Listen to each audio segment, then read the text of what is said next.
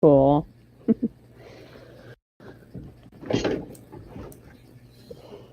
You work your magic, Joe. I'm pretty grateful. Yes. Oh, no, you're great. We're going to have a lot of fun tonight, too. Yes, Jimmy, y'all can hear that, right? Y'all hear the music playing in the background? Okay. I'm just making sure they're hearing us. Y'all can hear us and the music. That's what you're supposed to. Well, I haven't cranked the music up. We're just letting Rat in the Cage play. God. I can hear you. I can't hear any music, though. Why can't you hear the music? I know why you can't hear the music. Because you can't hear the music and they can't either. Only I can hear. I was jamming out, man. That's because this is what's supposed to be playing. Good thing somebody's doing their job around here, huh? No, what the hell? Okay, people. Now remember, if I play this, get your asses out and vote. I know where each and every one of y'all live. I've done hacked all your IP addresses now. So get your asses out and vote. Well, I'm going to send you some funny surprises. Time for you to get out and nominate your favorite podcast. There are 4 amazing shows I want you to consider for the People's Choice Podcast Awards. The longest-running premier awards event in the podcasting space, open to shows worldwide. Vote at podcastawards.com to nominate the following shows. Writers and Illustrators of the Future podcast in 3 categories: education, storyteller drama, and art. For 4 years, the Writers and Illustrators of the Future podcast has provided advice and tips from international best-selling authors, world-class artists, contest judges and winners, and industry professionals. It is dedicated to the future of storytelling and art. Oh, that's by showing I know that guy. And those who make it. He thinks he's those handsome. who I tell him all never the give up. time, you know. News on the flip side, in the category of politics and news. Containment News on the flip side is Friday much night for shift. different That's where we news get and the political real program, which including is not deemed Unless in the John news. says that we behave ourselves. Listen Are you to Joe worried Montalvo that brings future U.S. you moves in just that the facts area? Don't just put trusted every sources scary Reveal the bastard current which will picture allow you can you find. civilized ties with China and might make up force your the own Chinese mind to take on various retaliatory stories measures, being perhaps reported in other on. areas of the relationship. UFO Undercover And after in your the talk category here, I forgot of my entertainment. what's your UFO Undercover impression brings of you some of the top most leadership's revealing and stance on current Ukraine, research whether they that are is being still done with likely to respect to provide alien eventually abductions and lethal Now the contacts. aid government to wants Host us Joe to work Montalvo for has it. been an abduction are they researcher at for all over interested in 35 using years their and influence is Not uniquely seriously, qualified I've to been bring offered live a interviews diplomatic with some of the You most look so well-known serious in that researchers picture. in ufology. So You look on good, Outer but man, Realm, you look in the serious. category of best Here female comes my 2 podcast. favorite females on my Important The Outer network. Realm is a very popular Michelle show DeRoche, hosted the by one on the Michelle left is my DeRoche manager. and Amelia Pisano, our Chinese which folks boasts I love her to millions death. of listeners The one on the who are right. well known Contain for and Amelia have been Pisano. complimented on their very laid-back, They're roundtable actually style of great. interviewing. decoupling. Together, this dynamic duo brings you They'll be the best of following the us best tonight, actually. with Here's what I guests mean by from that. around the world who are First, well versed when within it their comes respective to fields of ufology, decoupling, paranormal, economic containment, esoteric, and other areas of I high think the strangeness facts and more. simply Go belie to that proposition. podcastawards.com to vote I for mentioned, these 4 shows trade and any others you enjoy listening to. reached That's the highest podcastawards.com. number that it's ever hit last year. Dun, dun, dun, dun, dun, dun, dun, dun. All right. See, now y'all all know that was. So usually I just get Emily's some of the voice. most On the revealing past and year, we current just got Emily's research voice. that is being done with respect to alien abductions and Yeah, John and Emily were contacts. in it Host together. Joe Montalvo We has look. been an abduction researcher We've had for 5 over shows up for the 35 last years. 4 years in a row. Qualified to bring I have got live interviews honorable with some of mention on the You both look of my so shows serious for in the that last picture. 3 years, and actually last 4 years. So in a row. on the Outer good, but man, Realm, you look in the serious. category of best Here female comes my 2 podcast. favorite we got honorable mention. That's like second place. Like, what's second place? I said, you ever heard of like second place? And Amelia Pisano, which boasts 1 to millions of win. So listeners. people, I'm telling you, I'm serious. Y'all want to hear me moaning, bitch, like I did all last on year? the very laid-back, They're roundtable actually style of crying interview. and moaning and griping. Together, I know I this host 3 different dynamic shows duo and I brings guest you on a the lot of best shows of the around the best country. with And guests from around the world who are well versed within their I mean, we made it. We did well. I mean, there's 5 million people voted paranormal, last year. We did really well. esoteric, and other There was areas, what, 12 high people in our strangeness category? and more. So I mean, we did good. We just Go to didn't get that. podcastawards.com How many other to vote votes for we these 4 needed? shows and any others you enjoy Don't make me listening to. threaten y'all. Okay. That's podcastawards.com. Number that it's Not that's maybe ever put hit the last year. voodoo. Actually, I put the voodoo on your ass.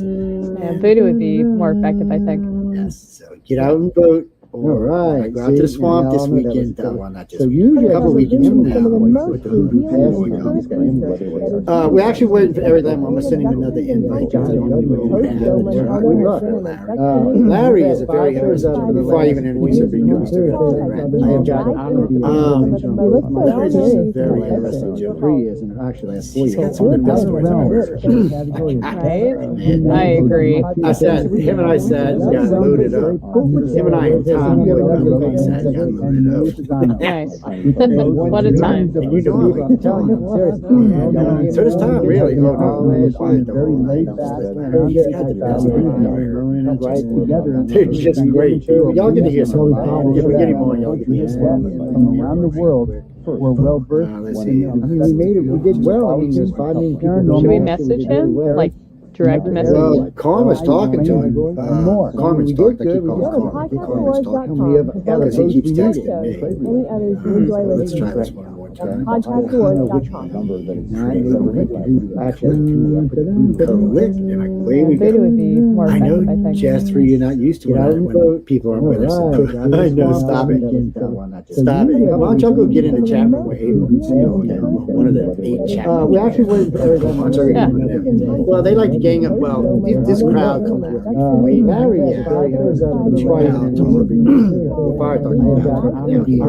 And they like to get a message.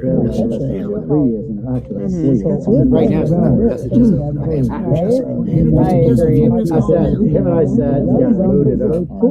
Technically, no, I can't edit it out because Nice. What a time. Yes, Clara, you'll be able to ask questions in just a few minutes. Yes, April was one of the winners. That's why she's here. She's a lot of fun to talk to. She's an excellent artist. We'll go all in that in a few minutes. Yes. Okay, let me play this just a little more of Brad the Cage and we'll start talking to Larry. Like, Okay, y'all gonna be direct nice. message. Carmen's talking to him. You know, I've been looking for what I'm looking for this show, and for News on the Flip Side, we've been testing out new intros for the show. So what we do is we find out what we want to put, find a blank spot, and add the show titles. And we've been testing them out. So this is one of them. Just seems to stop it. Maybe this should be for Friday night show. One of the 8 chat rooms. We actually went to Arizona. Well, they like to gang up. Well, this crowd comes from way back.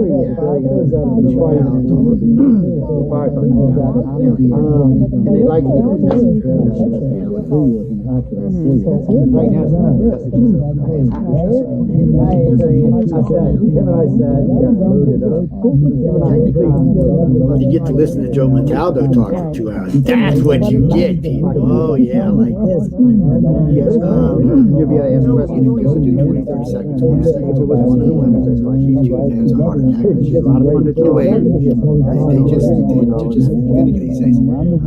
Technically, we're live now. We're just playing around. We have April Solomon with us, and hopefully we'll have Larry Elmore. I'm gonna watch just send him and he's working with Carmen to work it out. So hopefully we'll have him in a little What I'm while. looking for. Yeah, Larry's a lot of fun. April's a lot of fun too. Don't get me wrong. At least she hung out with the big dogs. Yeah, right? Scary people. We're not gonna mention no names, but there was some scary people this year. Yeah, Maybe it should be for Friday. No. There was only so the judges. You know what? Thank you. It's a pleasure to be here, Joe. Why don't you tell the audience just a little bit about yourself, and then we'll get into the fun stuff. Sure. So I've been an illustrator now professionally, truly professionally now for about a year and a half. And so I recently went to the Laguna College of Art and Design. I took a 7-year term there, getting my bachelor's degree in illustration. And during that time, I definitely kind of cherry-picked my own courses and felt my way through the fine art department, but came out of that college with a degree in illustration. And my more or less my entire human career has been evolved around creating and learning how to become just a better artist in general, and surrounding myself within a very, very heavily saturated artistic community. And this is really just my bread and butter for existing. I really don't know what I'd do if I couldn't draw or paint, and I certainly don't know what I could do if I can find a way to support myself professionally. But my love and passion evolves around painting and drawing traditionally, mostly dragons. I'm what you call a dragon specialist. Oh yeah, love dragons, love werewolves. So I've been an illustrator now professionally. It's a love of mine. Like you'll see later on now for about a year and a half. And so I recently went to Laguna College for Art and Design. Oh no, this is the one. I took a 7-year story actually, right? term there, getting my bachelor's degree in illustration. And during that time, I kind of cherry-picked my own courses and felt my way through. What do you mean? I like getting all my books autographed. So, look, I'm notorious for getting families to autograph books. Oh yeah. A lot of these books you see, a lot of the winners just actually autographs from different family members. It depends, like after the gala, a lot of times I'll be hanging around. So as a member of back, because the writers and illustrators are busy, very heavily saturated artistic. So they're busy. So but a lot of times the families are milling around, stuff, so I'll catch up and talk to them about your children. When I say children, I don't mean like they're being child. I mean when they're children. Oh, anyway, that came out completely wrong. Oh wait, I see the great man down here. Oh, look at this sexy bastard. Oh man, what you doing? Oh yeah. Hey Larry. I love dragons. I love werewolves. We were gonna wait for you no matter what. I told Carmen, don't even rush yourself.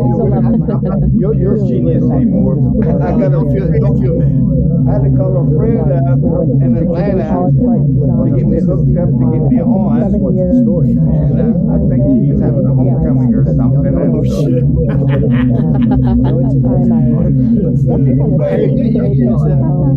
You look good too. Next time you know how to get in.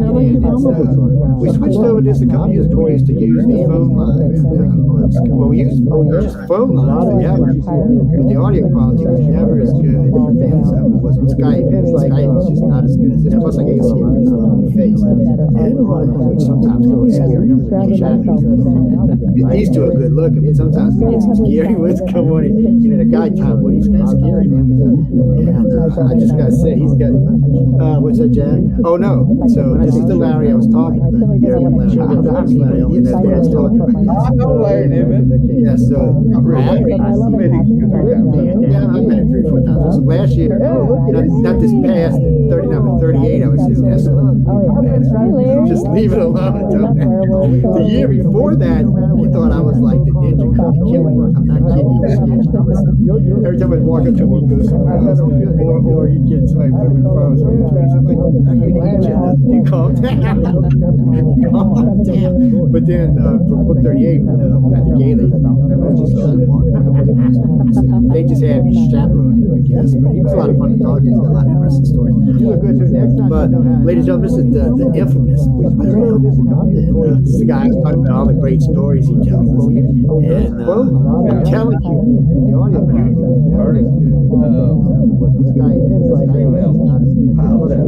oh shit. My wife got me there and I didn't know what time it was. I forgot all about it. Yeah, well, it happens. But I was a little worried today because I've been out. My company was putting up some electrical. Oh no! Anyway, we put up some lighting for a company. And so this morning, driving into New Orleans, because I live out on the Gulf Coast, there was a big nasty wreck. I'm pretty sure one of the drivers got killed. And then it was 8 miles in each direction, so it took 3 hours to get on to interstate, which was just a joy. I get in New Orleans, get everything done, all kind of crazy shit going on. I'm driving home this afternoon, and all of a sudden I see this black smoke billowing over the interstate. There's a car on the side of the interstate just burning. And it takes like an hour to get through the traffic to get to the part of the interstate where I can get home. I was like, okay, maybe I should tell if I didn't have job scheduled for the week, I'd take the rest of the week off, man. I told Michelle she got to get on it, so all I got to do is radio. During COVID, that's all I had to do was radio. I loved it. I'm telling you, we were making good money with COVID. just because of disease. There's a lot of other stuff. So Larry, man, say hi to the audience and tell the audience just a little bit about yourself. We don't want to give you away because we're talking. But I was a little worried. Kind of tell them hi, I'm Larry, and wherever you want to go. Okay, I'm Larry, and I don't know where we're going, but we're going any direction. I've been an illustrator for 72. That's before most Wow. of them, I guess. I worked. Not before me, but My first job, I was working for 45 miles from me, and I got drafted in the Army. Going straight to Vietnam. I spent my first year at Fort Knox, and I guess they saw in my papers that I was an art degree, so I worked in a printing plant. I learned all about publishing, and I was illustrating Army manuals. It was a lot of fun. And then my second year in the Army, I was in Germany, and I loved that because I was castles, I worked on castles, villages. And the thing about Fort Knox, I'm one of the few people you ever meet that's been inside the gold vault. I wish I could say that. Nobody. I did a backdoor job and they couldn't pay me or couldn't do anything. So Larry, man, say hi to the audience and tell the audience a little bit about yourself. We don't want to give you away. I think that was kind of tell them hi, I'm Larry. Like a week apart, I went to time, that was it. We were going, and there was a guy with a pistol was up in his room, but always about 5 feet away from us all the time. So I know.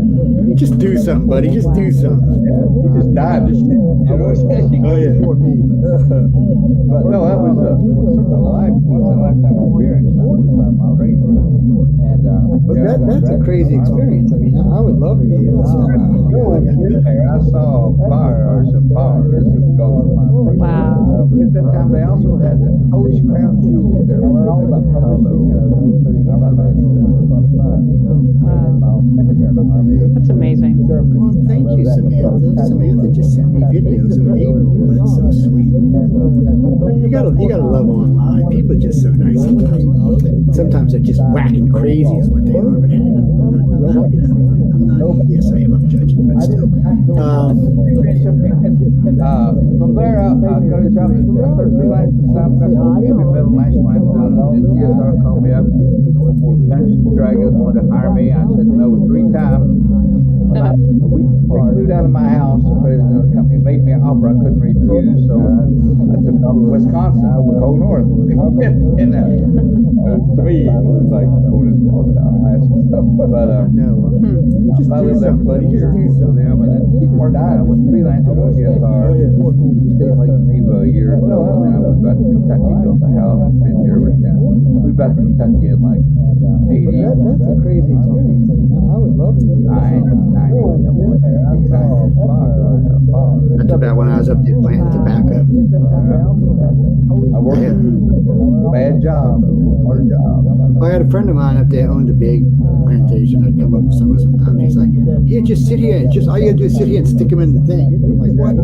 He said, "Yeah, just sit here." So I'd be, "What am I doing?" So I'd just be taking little plants and dropping them in little things and watching them go into the ground. I'm like, "Okay, well." There's a big wheel in it, but hold the plant and stick it in the ground. And they had a seat on each side. So one of my friends was sitting over there. We'd be talking all the time. And just playing. And so then it was so funny because I'd come up there and just say, "Oh, yeah." I was like, "Look, I wasn't doing nothing. He needed help." So he called me one day. He goes, "I'm sending you some stuff.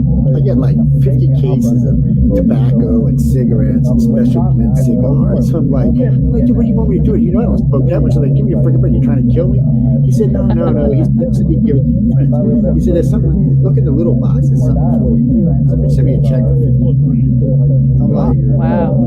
Plant tobacco. People donated somebody. He said, "I know you're gonna bitch about it." I'm like, I was working all day long.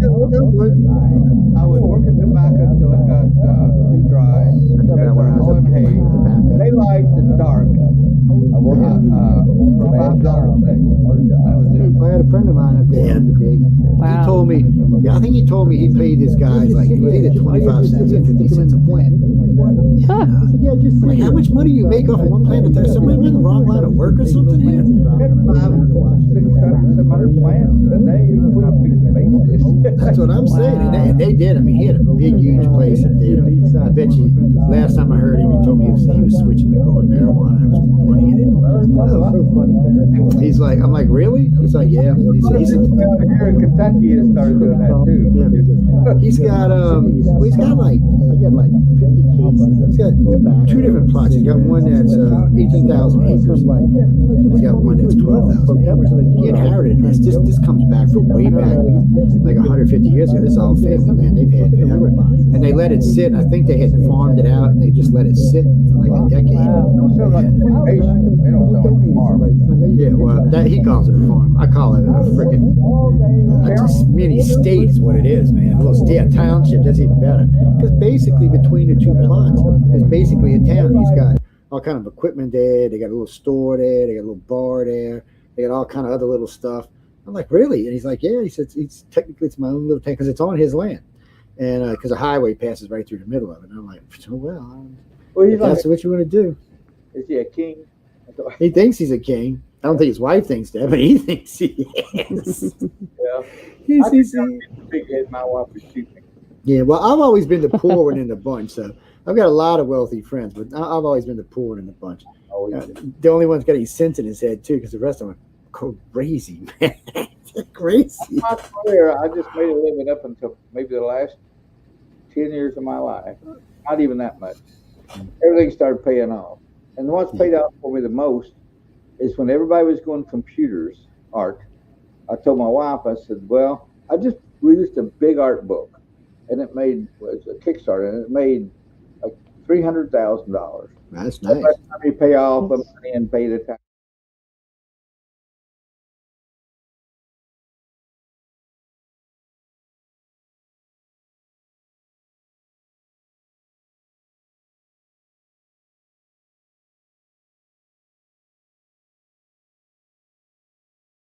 Taxes. We had about 100,000 left. And I put that in the bank, and I said, we've got to be careful because we're going to have hard times. She said, why hard times? I am not. Everybody's going computer art. I said, I'm not going computer. I'm going to keep doing it the old-fashioned way. She said, why? I said, I don't want to do it on computer for one thing, and I think everybody's going computer. I'm going to stay original.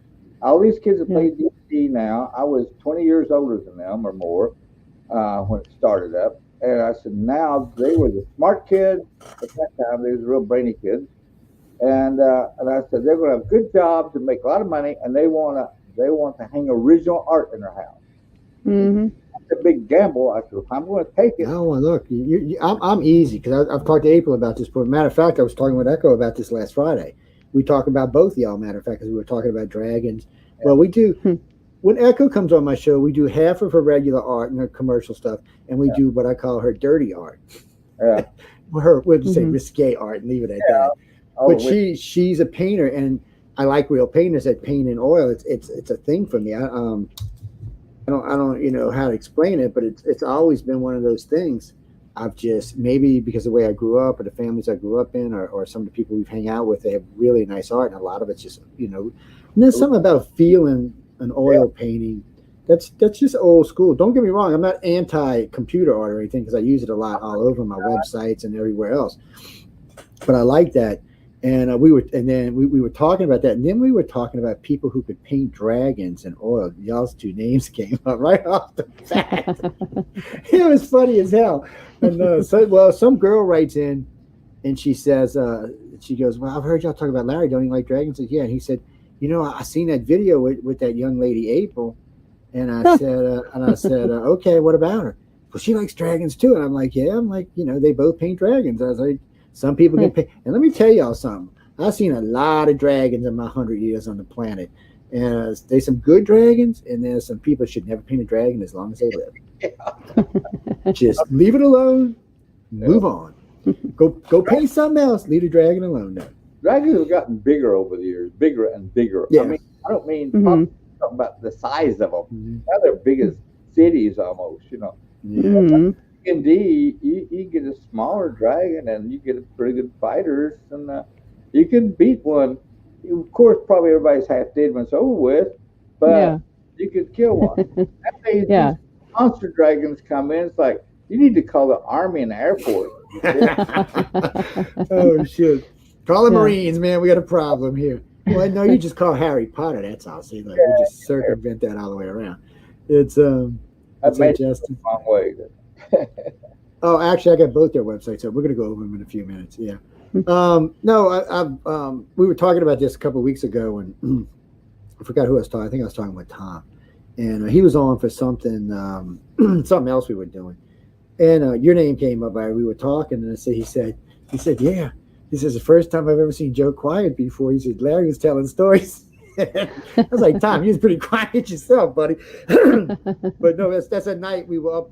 We were at the Roosevelt night. We were in your room on the balcony talking. I forgot the little guy's name who was with us, who ended up getting a job with Tom on and off. But that was some of the greatest stories. Oh, Dan. You mean Dan, right? That's Dan.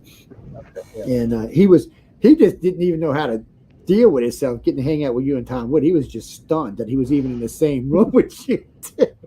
And I noticed he liked to push himself away a little bit, like we might forget that he was there. He was freaking funny as hell. My wife says to me all the time, she said, you never met a stranger. She said, you treat people. I said, well, I actually have before, okay? I like people. I enjoy people and talking to them, and that's one of my faults.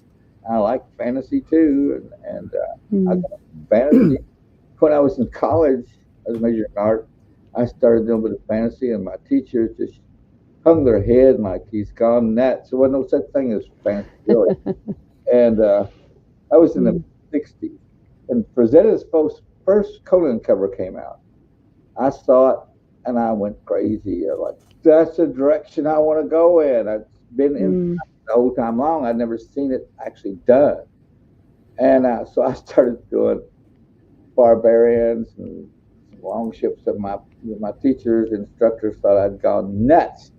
And I got to straight and narrow and do abstract. I told myself, I'm never going to do abstract. I'm sorry. And so I must have done something right, because they had lined me up for a scholarship at Pratt to get a master's degree. All scholarship. And I said, well, that's good, but it's not going to happen. Why not? I finish up at my college. I get my bachelor's degree in the last of November, and I said, I'm probably going to be drafted in January. I was. So no shit. Forget about MBA. So, but it done me good. I learned a lot, and then I'm glad I was in the Army. And then went back working for another illustrator. Was around military a lot. General. I remember one time when a general would walk into our office or somebody high up, there would always be one or two military with the illustrators, and they'd holler, "Toot hoot!" That's when an officer came in. Everybody'd stand. Civilians didn't have to, but we did. A lot of us was ex-military. And the guy walks in. I'm looking at his name tag. He was a general on it. I said, General Patton's dead, but here's a General Patton. And I found out later it was his son. His son was a general also. And he stopped my desk. All things. This is a good little story. I'll make it quick. He stopped my desk to see what I'm working on. I was doing a job for Chaplain about birth control, and it was showing the private parts of male and female. And I was just working on this on my board. It was like if you was laid on the floor and a woman stood over top of you naked, and that's what you were seeing, okay? So he said, "What's working on?" He looked down, he's like, you just sort of froze. So like, I was embarrassed. I'm not doing this for the fun of it. This is a job. This is happening. Good work, son. Keep up that story. I don't know, man. The world has changed. That's hysterical. Instead of doing the military job, this kid's drawing porn, fire his ass. Oh shit! Well, obviously, along the line, you learned a lot of great talents, a lot of great stories, a lot of great talents. Yeah. And still, I've been trying to draw for umpteen million years. I still can't draw. So somebody said you haven't gotten any better. I think I've actually got worse. I'll tell you the trick. The trick is when you're in school for 12 years, you don't pay attention to anything they say. You draw on all your math book pages, you draw on all your social study homework, you draw on your desk, you draw on all your homework. Just don't pay attention to a word that the teachers say for 12 years, and you'll get pretty good. If you have any children that was my age training. 18, please. When I was in college, I'd have a test coming up, right? So I'd get my notebook out. I had a notebook for every class, Get my notebook out to study my notes. I'd open it up. There's a drawing of a pretty girl. At our next page, there's a girl. That's when mini skirts just came in, right? There's a nude. They were short. And there's the girl I remember sat 2 aisles over with a mini skirt. I'd have a drawing of her legs crossed. No drawing. I had no notes. Like, oh my God, I gotta go by minutes. Those are your notes. Yeah. Oh man, I slid through. Well, I didn't have. You're one step ahead of me, Larry. I didn't have any notebooks. I just had bunches of paper that I would just sketch on, or I draw on my table, and I kept drawing on my table. And my teacher finally just said, "You gotta stop drawing on your table. You're supposed to write. You're supposed to do your homework on the paper that's on top of your table. Stop drawing on your table. And stop drawing dragons." For years, stop drawing dragons. Pay attention. Why can't you pay attention? And I'd be drawing while they. You should have put a dragon up on the chalkboard, and you might have looked at the board for a while while you were making the dragon. Yeah. There was no dragon. I'd never drawn a dragon. And the first time I saw a dragon painted was not presented for it, was Hildebrand. They did Lord of the Rings. They drew the dragon and painted that. And I'm like, wow, pretty cool. Then when I got to TSR, right off the bat, Dungeons and Dragons, I just started drawing. I looked at the old monster manual. I didn't like a dragon in there. They was really crude. That's the old. And so I thought, okay, it had pictures. This is what a black dragon looks like, a red dragon, a white dragon. And I thought, you know what? I'm going to take a different twist. If it's a red dragon, it can look all kinds of ways, but it's red.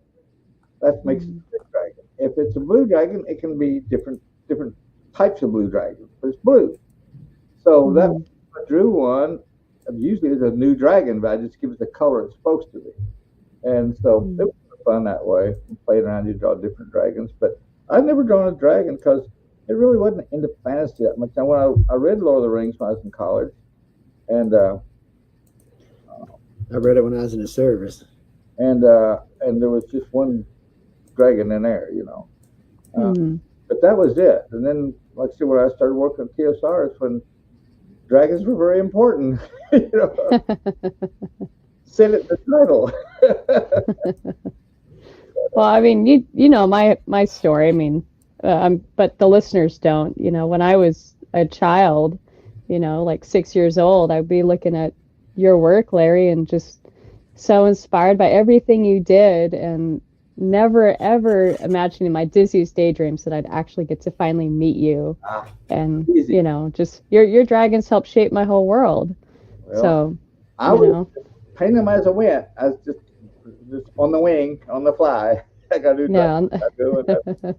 Well, I was at LSU a couple of weeks ago giving a political lecture. Yes, I do lots of things, people, before y'all start in on me. But I was giving a political lecture, and people always ask me about Writers of the Future. It's always a thing that comes up no matter what. Yeah. I guess because I've been working with them now for 4 years, so it comes up a lot. So they're good people. So this young girl comes up, she said, "You're so lucky you get to work with Larry." And she goes, I really like that girl, April. I'm like, wow, you really paying attention. She goes through the list. She knows everybody, man. I'm like, kind of scared me. I said, were you a stalker? I just really, she's an artist herself. But so the teachers in there talking to me, and all of a sudden they all started asking me questions. I'm like, I'm not an artist and I'm not an author. I said, y'all can ask me certain questions. I said, but I'm going to tell you, it's go to writersofthefuture.com or galaxypress.com. I said, or I actually had a couple of copies of book 39 with me. I said, or, you can go get the new book. And the girl's like, well, you're just so lucky.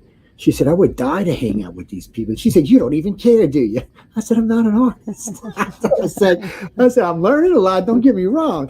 I said, Larry, and I mentioned Larry and Tom and Echo and DeSantis because y'all all have great stories and really know y'all stuff. And there was like 8 people in the class going, I don't even want to see you anymore. I'm like, did I upset you politically? No. You're just hanging out with the greats, and I'm like, nah. I was like, oh, I'm not. I work with these people. It's all I do, people. Good, Larry. I've never thought of myself as a great artist. I have. A lot of people do. And I tell you what, I never even thought my art was very good. I was always, what kept me going was maybe the next one would be a good one. All right. Good one before I died. And then this last year, I got to looking at, I haven't done a painting since last September. I've been working around the studio doing other stuff, getting caught up on life a little bit. I started a new one a week ago. But I started looking around at my paintings, and I thought, well, I did a few good ones over the past million years. That was one of the first paintings I did at TSR within the first year I was working there. And they said, do a frost giant. I'm like, I don't know what it looks like. And I was always getting the monster manual. I had to look them up. I'd only played D&D once, and I was at Fort Knox before they hired me. The guy there started the game. And then I'm like, this is the most fantastic game I've ever played in my life. I like it. Never seen a game like this. They said, well, there's nothing. Then I did a cover for Dragon magazine. Not a cover. It was doing a calendar somebody told me about. And they sent some of my stuff in, and they said, yeah, they'd like for me to do one of the dragons in the magazine. That's the first dragon I ever painted. And so I looked at the monster manual. My friend, he played D&D. I looked at it. Didn't like many. I liked the white dragon more than any. It looked more like a dragon. And so I painted a white dragon, and I just saw a picture of it the other day. It's pretty sad. But for some reason, they would have hired me off of that one friggin' painting. And then they asked for my portfolio, and when they saw that, then it was all mostly fantasy, but I hadn't painted but one dragon in my life. And well, Jennifer, no, I'm actually on Larry's site. There's a storefront. I'm actually in a store right now. Yeah, so y'all can go purchase these. Yes, you can. I'm just looking because I love this little mirror thing. I mean, this little microscope thing. This thing is great. I'm just having a ball with this thing. My buddy, we got. Hey, baby, what's happening there? Oh, let's move on. We got my site. He was a friend of mine, but he's also a computer genius. He worked for like 7 companies at home, and he started running my site. He built the site. He runs Jeff Easley's website too. Jeff didn't have a website, and so he runs our 2 websites plus all his other work. I'll say he does. And I couldn't get on here tonight. I had to get James to come on my computer and get me on. See, that's good. See, once it's usually set up in your system, though, it'll remember automatically most of the time. What is that, Janine? Actually, no. You see what it says? It says view card under there. You see it right there on the screen. You can see it. I'm just going through his work. This is just work he had posted because I got one of April's sites pulled. I'm gonna go through hers in a little while too. But this is just. What do you mean? You want me to draw something? See this guy right here on the left of the dragon with the hammer on it? Yeah, this guy. Yeah, go to him. No, on the other side. Oh, on this side. Okay. No, back over the other side. Oh, this side. All right, we got you. That's Keith Parkinson. Is it? Oh, no way. Oh, that's cool. He went to work at TSR when he was like 21 or 22, and he started. And we were all older than him, and he started learning so quick it would scare you. He would have been, was a great artist. He would have, God knows, he'd been a better artist than any of us. He absorbed everything like a sponge. He was very intelligent, but he's dead. He died at 34. Yeah, that's rough. Yeah, that's a baby there. It's really tragic. Yeah. Because the paintings he was producing was like next level stuff, and Lord knows what he would have been doing today. I know, he was so young. I helped him. His weakest thing was anatomy, and I would help him. When we quit TSR, we stayed in Lake Geneva, Wisconsin, and we freelanced. We got a studio, just him and I, and Bill Willingham joined us later. But Keith and I, and Keith was a natural colorist. I mean, he could see color. He would paint with colors. I don't know how he's seen them. I don't know how he did it. that was his strength. My strength was drawing. Color was not my strength. So me working with him for the years at TSR and then sharing studio with him, I got to really pick his brain on color. And I had to learn to see color, what was really there, not let your brain take over. Oh, that's red. Mm-hmm. That's, but that's a green, but it's not green. Look at it closely. It is a pale, washed out, dirty. Well, I call them non-colors. He learned me to see non-colors. I tried to see everything in a color that I could name. Like I said, my drawing skills were stronger than anything.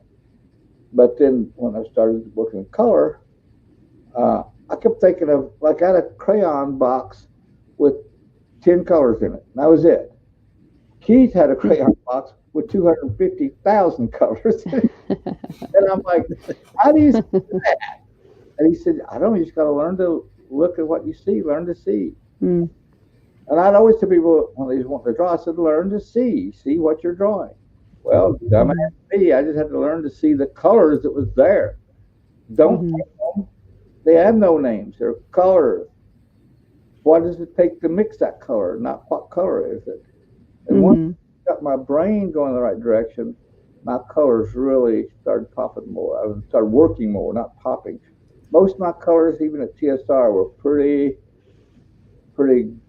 bright or gaudy colors. Now, these paintings, some of these were painted after Keith came in, and I started learning from him. And we used to, after work, lots of times, well, you could work at all hours there, but he and I stayed up a lot. And I would teach him. I'd get over to his desk, and I would teach him anatomy and teach him drawing. And then I would have him take apart the painting I was working on, and he'd talk to me about color. And so we both taught each other a lot. All right, Smiley. We're going to call this guy Smiley. We're just giving him a new name. What is that, Denise? Oh, no, those are watermarks, you see, so that you can't copy the picture and use them. Yeah, those are watermarks. No, that's what it is. That's what it's there for. Yeah, I have it in a lot of our stuff. Oh, yeah, because, people... No, what are you talking about? Steal. No, yeah, people do steal. And actually, we'll talk about that maybe a little bit, but... last week when we've talked about it. Let's see, Jeff Weiner was on with us talking about it. Tom Wood talked a little bit about it, and Echo talked a little bit about AI art. And right now, I'm anti-AI art, so I'm just being upfront about it. Maybe when somebody figures out how to keep everybody safe from it, then I'll be okay with it. It's here. We're done. Oh, it's here. Yeah, there's nothing you can do about it. It's here. But as long as you can't copyright it, it's not costing anybody any money.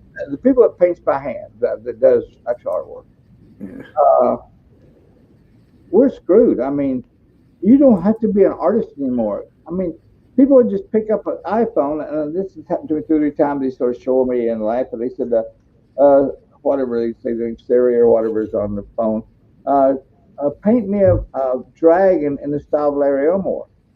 And then in a minute, less than a minute, there'll be 6 paintings show up, full color paintings. They looked a little bit like my style, but I think they're original paintings. I mean, it just made these things, I think. Yeah, Congress is talking about this because right now you can't copyright anything AI. So that's why companies don't want to use it, because they don't own it. So in other words, somebody could make a picture like this from an AI, and then I could use it, anybody could use it. Yeah. So they don't want that because they don't own it and they can't make any money off of it. So, and right now nobody wants to give AI any kind of copyrights.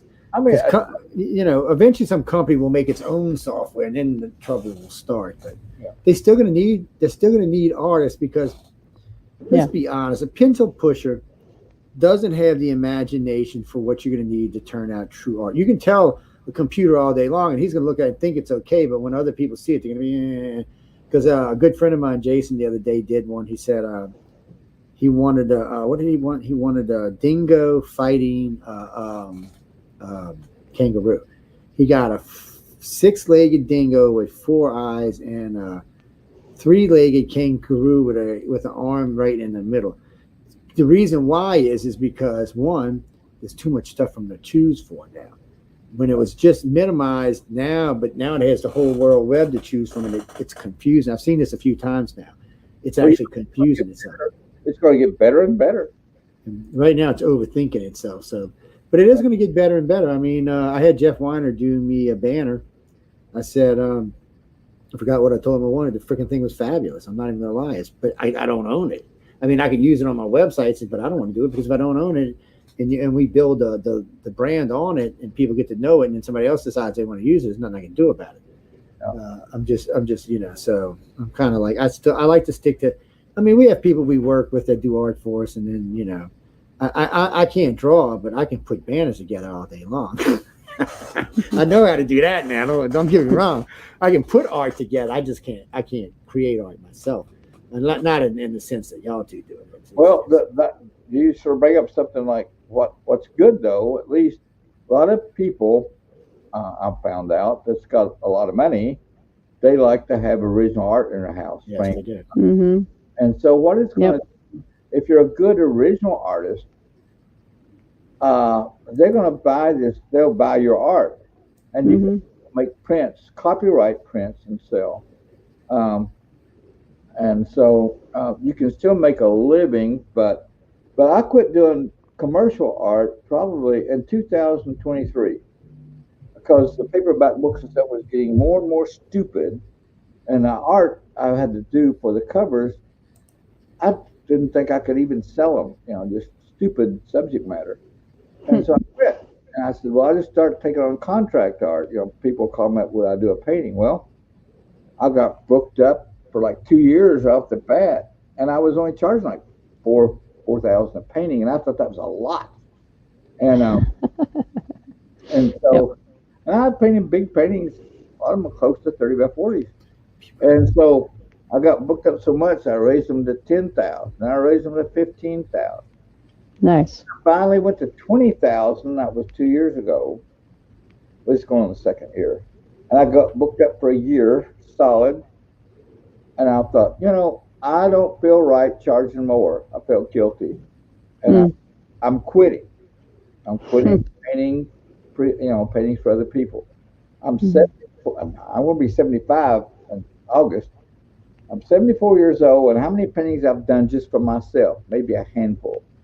I'm running out of time, so I'm not doing any more commercial work, not for a private contract. I'm just going to paint for myself on out, coast on out, and do a few. Before I get too old, your eyes too bad, and your hand shaky or something. Right now, my hand is steady as always was, and I can still paint okay. As new technology comes along, you might not even have to worry about that. Just recently, let me move and get this down up for a second. Just recently, they came out and said that within 8 years, they're going to stop the aging gene. Okay, well, I said, well, I'm kind of old. That's not going to help me that much. So then the guy comes on and he said, well, it's not just that. He said, by stopping the aging gene, he said, we have therapies that can actually bring you back like 30, 35 years. I'm like, really? So that might be worth the bullshit. So overpopulated. We'll all be living elbow to elbow. They'd have to put rules on that. They'd have to instantly put rules on it. And I said this to a friend of mine the other day. He said, well, you wouldn't like being 35 again? I said, nope. He said, Joe, you were great at that. I said, I love 35. I had a lot of fun. But I said, the age, I am really happy at the age I am right now. I'm comfortable. My brain works better. 60 was a good age. You're mature. You learn a lot. And I could still do everything. Well, I still can do almost it. But I've been enjoying life so far. 30s was okay. 40s was good. 50s has been great. 60s is going to be great because I know where I'm going when I'm going into it. So I'm comfortable where I am in life, which is I can't say that for most people. April looks like she's about to smack both of us, man. I don't know. I'm just teasing. So wait, you know what? Yeah, hold on, Gina. I'm gonna put some of hers up right now. Hold on, give me 1 second. I love it. I mean, I just turned 40, and you're a baby, man. Oh my god! And I'm so thrilled. Like I wasn't like I don't want to be upset about getting older. I want to be excited because I know there's a new chapter that's on the horizon for me. And 20s were, horrible.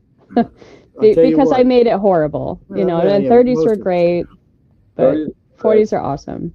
40s are going to be great. I worked myself to death through my 40s and 50s and 60s, and I missed out a lot on life. I guess what I compensated for because I always liked motorcycles and hot cars, hot rods.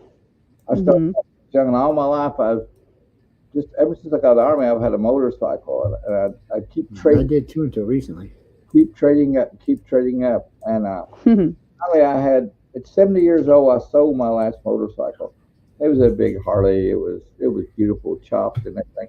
And I still got 3 hot rods in the garage, and nice. And one of them was a 1934 Ford Coupe. That means it's got the little top and trunk. It's open wheels, an open engine, and the engine's got 750 horsepower. Oh yeah, we want to travel there. That's what I'm talking about. It was you. I mean, it'll scare you. Whoops. You've earned it, Larry. Yeah, you paid your dues. You've earned it. Took a kid for a ride in it day before yesterday. I think I scared him half to death. How fast did you get it up to? Well, just going through the gears. It's 4-speed. Well, it's got a 5th gear, but that's more of a road gear. So it's 4 in the floor, you know. And its 2nd gear, it throws you back. By the time you get in the 4th, you're probably running over 100, and you start to get, and it keeps pulling. You start to get what I call like tunnel vision. It's like your vision gets tighter and tighter down to one little circle where you can focus, and everything else is a blur. And the first time it happened to me, I thought I was going blind or something. It scared me to death. And but you're going so fast that and you're looking straight ahead, and it's weird. It'll do that to you. I don't know. Anything over 140, I've had it that fast. A little over 140. You know, it's funny you said that, because when I was young, I used to race dirt cars. I had a blast too. And then a friend of mine, fastest I've been on land is 185 miles an hour. That was on a motorcycle, by the way. That was a Kawasaki 1200 with a drive shaft, which I'll never do ever as long as I live. I was 26 at the time. That's just was ignorance. So, but it's not the fastest I've ever been. The fastest I've ever been is Mach 2.5. And I used when I was in the Navy. So the Navy had a rule, well, the pilots had a rule, not the Navy. The pilots had a rule: if you worked on their jets, then you had to go up in it at least one time. So when we go out to Fallon, Nevada, so we go out to if they either picked you up somewhere and had to bring you out to the ship, or if we were at Fallon, Nevada for the bombing derbies, they would always make you come up in the planes with them. Yeah. So the first one I ever got to go in was the ACF Corsair 2. It was a piece of junk. At 600 miles an hour, I felt like the whole thing was going to fall apart. Oh my god! And, but then I got to do an F-14 and an F-18. I was like, now we're getting serious. Man, they'd nail you back. You couldn't even move. You'd be like, God, okay, what's going on? I loved it. I loved it. I had a blast. And he said, well, you're not even worried. He said, well, I don't need to bring you no more. He said, obviously, whatever you're fixing, you're not even worried. I said, no, I'm having a ball. I said, no, look, it's breaking. Take me many times. But we had a lot of fun out there. But we worked.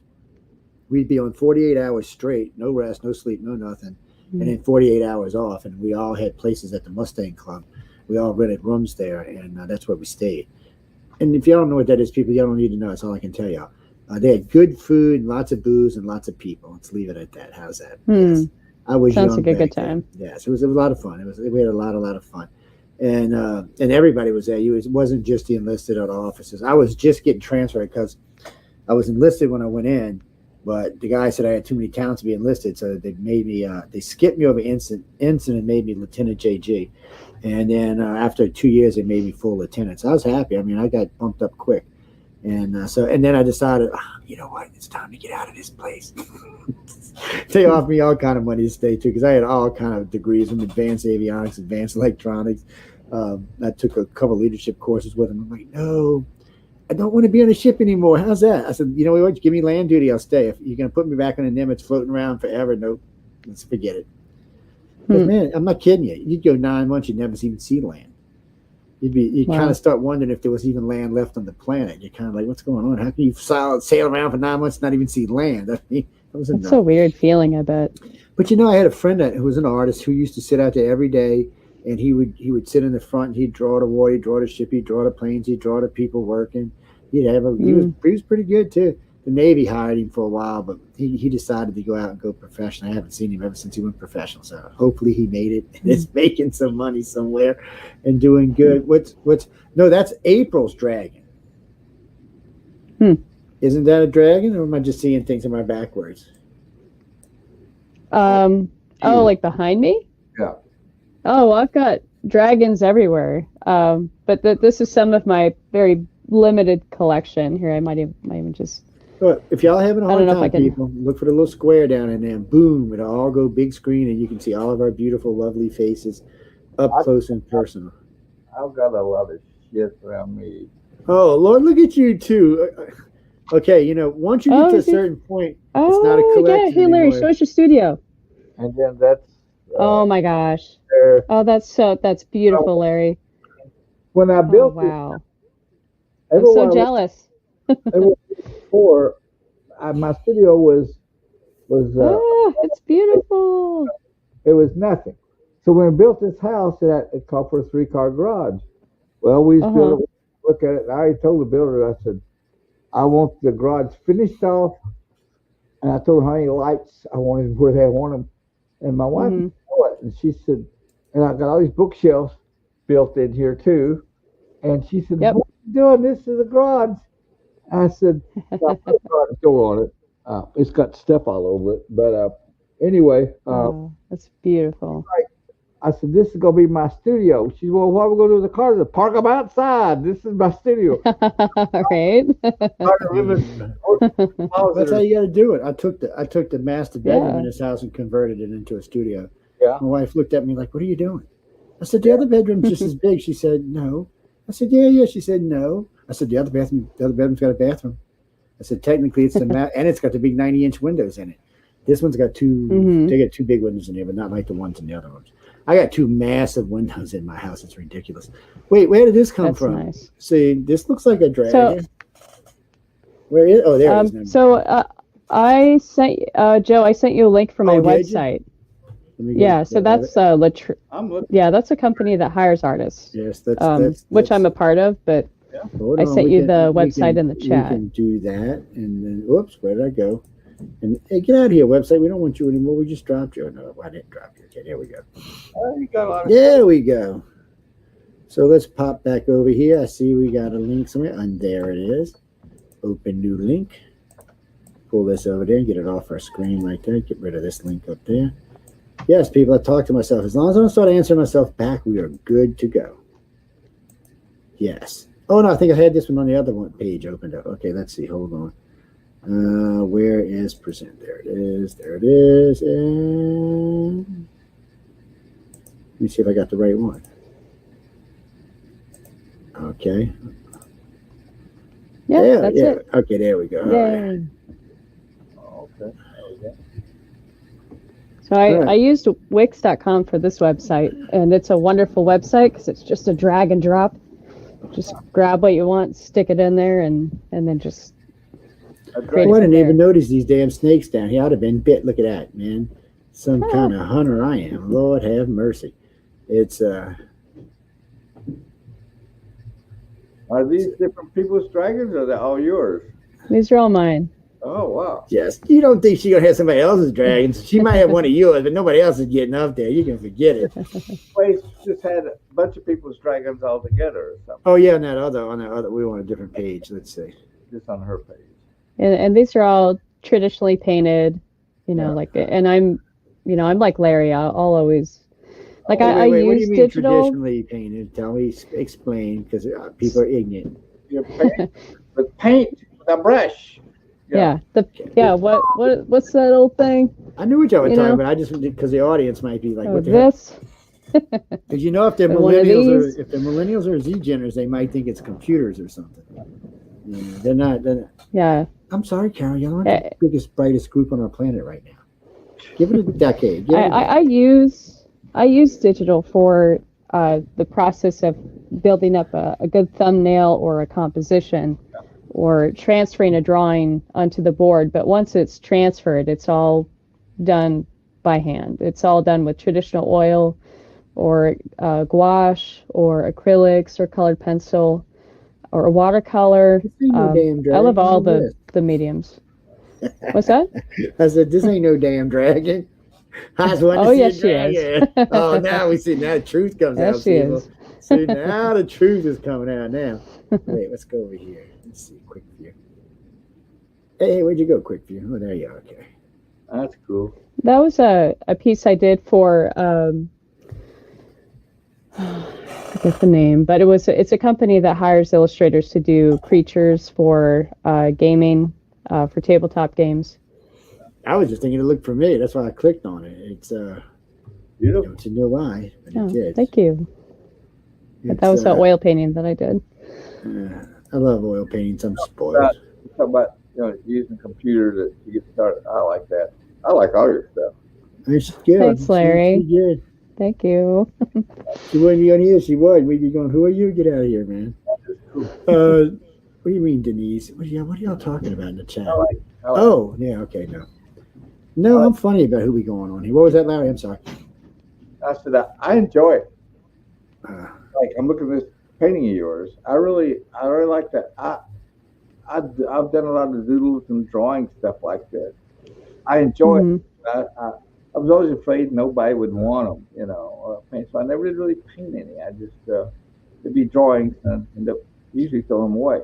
Yeah. Now that there's 8 billion of us, everybody wants something. Let's just be honest about it. 8 billion of us now. You're talking about doing your sketch on a computer.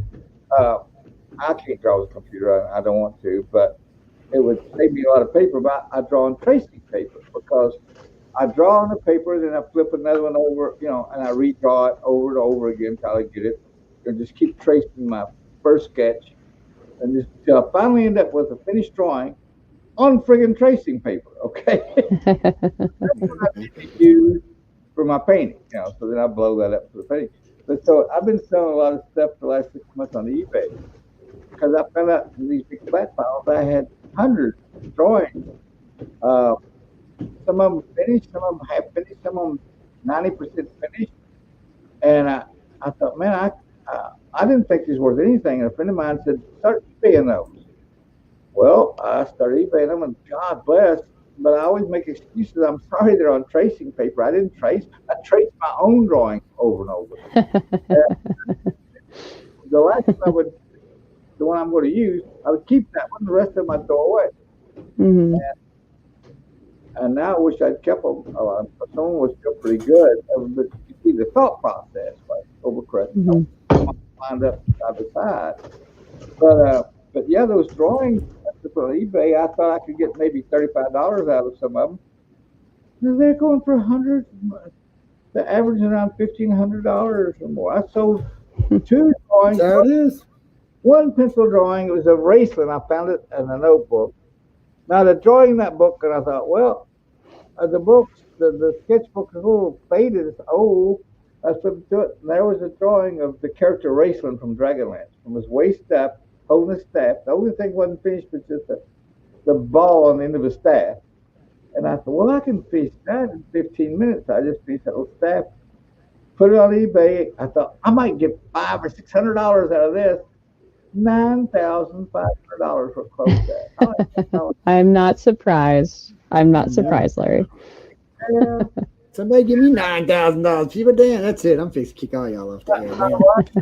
Oh, about the race. I said, no, that's cheating. I said, this was a real drawing I did for the fun of it. I said, I'm not going to sit here and draw dragons or something just to sell on eBay. I said, I've still got, I guess I've got 150, 200 drawings left, rough. Some of them are finished, some are bad.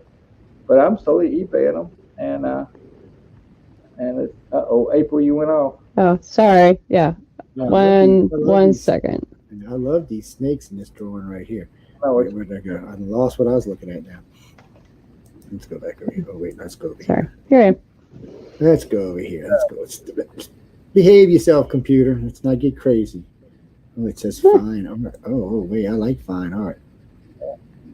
I took the suggestion of Lazarus. He was suggesting that I divide my website into illustration and fine art. So Good idea. Took his suggestion and sent him the website, but I know he's very busy, so I don't know if he's seen it yet. Oh, I'm talking to him his books get ready to come out, so it'll be back here. Wow. It'll be back here pretty soon along with Wolf's book. But yeah, he was just on 2 weeks ago. I'm sorry, Larry, go ahead, man. What do you determine fine art and illustration? So, okay, it's such a great question. I have that same question too. And so I went online and typed in illustration Like, what's the difference between illustration and fine art? An illustration is something that someone does to promote or sell an idea or a product. Yeah. A fine art, and this is really funny. If you Google fine art, what's the definition? The definition is to make art for art's sake. Okay. Yeah. And I thought that was a fun definition. Okay. I knew that's the basic definition. Because I guess the painting I'm working on now is no different from others, but it's fine art because I'm doing it for myself. Can we see it later? I can go get it. I'm just still working on a background woods forest on it. I haven't got to the front part. Oh, cool. Well, I want to see it. Let me know when it's up. When I bring it up here, I'll move the screen around. I'm just going through yours right now. If y'all see anything, these are all for sale. You can buy all of these. I'm just flipping through them as we're going along. Whoops, no. Ooh. Man, I did it again. I couldn't figure out where the hell I was. I was like lost again. Share. If you ever need help with websites, I build and design. I have 36 of them up. I'll try to do this. I gotta look at the screen to see where I'm pointing at. Speaking of which, I'm glad you said that Too much too. glare. I better put that back where it's at. There's so much glare though. Oh, that's really cool, Larry. And trees. Oh, wow. And then we got a. Oh, that's so cool. Hey, where'd he go? I know, where did you go? Hold on, Larry, I lost you. Somehow I got up in the front. What's going on here? There we go. There we go. So there's. Oh, wow. She's and weeds behind her. Holy shit, Larry. So that's awesome. And these Damn. These are just sticks stacked up, okay? Wow. That's so cool. So are you drew it on, like you drew the drawing directly on the surface on masonite, now you're painting over the drawing or glazing over it? Yes and no. I did okay. I used to do that. I would do the drawing, not on masonite, I did it on paper, and then I would transfer it down and all that stuff. Mm-hmm. You know, I'd use it all up on tracing paper, or I would, that's where I messed up a lot of the good drawings, because I would put lead on the back of the tracing paper, and then I've lost all you all. Can y'all see me? Oh, do you see us? I see you. I see him. Yeah, I see him just fine. See y'all. But anyway, I found a place in Nashville. It was a sign place, and they did signs. And I was down there, somebody told me about them, and I went over to see them. I don't know why I had to feel for it, but I was watching them. They was printing from the computer, printing a sign on this humongous printer that was, I guess, the surface where you lay the artwork down is, or the paper or the board is going to be printed on, was probably 10 foot by 6 foot or 8 foot. Good Lord. Holy cow. And they can print that big, like banners. I said, can you print something on masonite? They go, sure. So the next time I had my drawing all done, I scanned it in, put it on a thumb drive, took it to Nashville, and they printed on my masonite. So that's like a day and a half of transferring all that stuff down. Oh my God. That's it. What's that, Jeffrey? No, we're not talking about that at night. Sorry. I wish I wonder what happened. You just lost this day. I don't know what happened, but I see you. You got us. I mean, we see you. I still can't see you guys. Oh, really? Look at the bottom. They got a button down there that says "Stop Cam." You might have hit it by accident. I do all the time. There's it. Wait. Oh no! Hit it back again. I hit it again. There you go. Yay! We're back. All right, there we go. Yeah. But so once they transferred, and also right after that, well, the next thing I had to do, I was doing something for EverQuest, the video game back then, and they it was a big. The painting covered my whole artboard, on my desk. And I had the masonite cut, and I said, "This is huge." And they bought the original and hung them up. Wow! That was a 10 by 6 foot painting they bought. It wasn't. No, it was about 5.5 foot long and about 3 foot tall, something like that. Wow! I thought it's big. I had the board cut, and I thought, it's going to take me a week transferring this thing down. I had them all done on tracing paper where I drew all the parts. And I thought, you know what?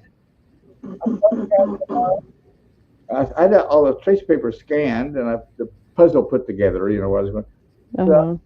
Those, the first two of those I did transfer all down. Took like 4 days to transfer the drawing on the masonite. And then I took off to Nashville and they printed it on for me. It saved me 5 days, 4 days. And I just painted it, you know, did the painting around the masonite. It's your drawing on there, you know. That's wonderful. And wow. That was great, yeah. That's so cool. To skip a whole step like that. Yeah. They just do it for you. That's awesome. This guy the Mardi Gras dragon. The Mardi Gras dragon. You got the Mardi Gras like colors. They got purple, green, and gold. Hey, man, ain't the Mardi Gras dragon now. I like that name. I still have him. I was showing him at the Monsterpalooza show just a few 2 weekends ago now. I was at Monsterpalooza. I tell you what you ought to think about. They do posters every year down here for Mardi Gras, and they're always looking for artists. Matter of fact, I think it's a little contest these days. And so Larry Hatch, who originally did them, he didn't do all of them, but he did about 8 or 10 years. He did the Devil and the Angel series. But one of his original ones, beautiful painting. I was in the French Quarter walking around through all the, because it's just a shitload of old paint shop, old galleries down there, and they're all oil based. They got stuff hidden in corners, probably haven't moved in 10 years. So I'm going through it. I'm choking from the dust. I look over and I see this painting. It's about 6. It's taller than me, so it's about 6.5 foot tall, about 3.5 foot wide, and it's the original, the one they used to make the poster from. I was like, really? Wow. It's signed, the whole 9 yards. It says on the back what it was used for. Oh, it's got all the paperwork with it. I'm like, really? I said, how much you want? I think he's gonna want some outrageous price. He said $750. Actually, he said $1,250. I said $750. He said $750 it is. So I gave him $750 cash. I had a friend of mine come pick it up. And I said, I'm going to put it in the living room. And someone, my wife said, you ain't putting that nowhere in my damn house. I was like, but baby, it's an original. It's great. She said, it ain't going in my house. I was like, oh, okay. So I put it on auction. You don't even want to know what it sold for. You want to know what it sold. I'll tell you this. It was about 20 times what I paid for it. Oh, my God. And, at first off, the guy had passed, which I didn't know. And secondly, his work was highly sought after, all the original oils. Some guy was trying to hunt them all down and get all the original oils. He was so happy when he found that I had this one. I was like, well, it's yours now. Well, hello there. You want to come say hello to everyone? Come here. Well, come here. Hold on. I gotta bring my dragon into the picture. Oh, she's my dragon. All right, there. Look, the dragon lady. Yeah, I will eat you. So cute. I will eat you. Tell him I eat dragons for lunch, man. Look at her. Oh yeah, give me some dragon. All right, that's enough of that. I love you. She's 2 years old and she is 6 pounds. Cute. She thinks she's a Rottweiler. Don't know what to tell. What's her name? What's her name? Lola. Lola. Yeah, Lola. She's bad. She's like a Lola. Lola the dragon. She's the black dragon. She's a bad one. I'm just telling you. The other ones around here somewhere. I'm surprised we haven't heard of. But I keep the other rooms locked off when we're doing the shows because James, we're gonna go. I got to give them 10 more minutes each, and then we're going to get out of here because they were only supposed to be here for an hour, but we kept them way over with us. And I'd keep Larry all night and April. Not like that. Okay, now, people, with your menage with put that over there. Y'all are just bad tonight. We got a bad audience tonight. And I bitch at them all the time. Why don't they come get in a regular chat room because it aggravates me. What do you got? Questions. Okay, this one's for April. What about it? Oh, okay, I'll ask. Well, I'll give them both the same question because it's a good question. So April and Larry, they all want to know basically what was the thing that made you think well, first off, they want to know what it was that made you get out there and take the chance of being an artist, but what really was it that made you think that you could do this? Because it's a little bit egotistical, so. April, what?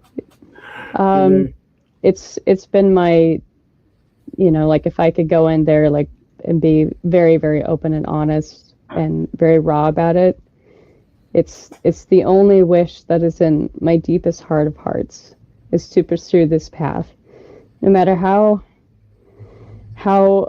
difficult it is, or, you know, of course you're going to get these moments of bliss along the way, but, you know, like when you have a dream, and I'm really just making it super small when I say the word dream, like it's more than a dream. It's my life purpose. And I know Larry understands everything that I'm saying right now. There's nothing else I'd want to do more in this lifetime than create art and be around artists and be a creator.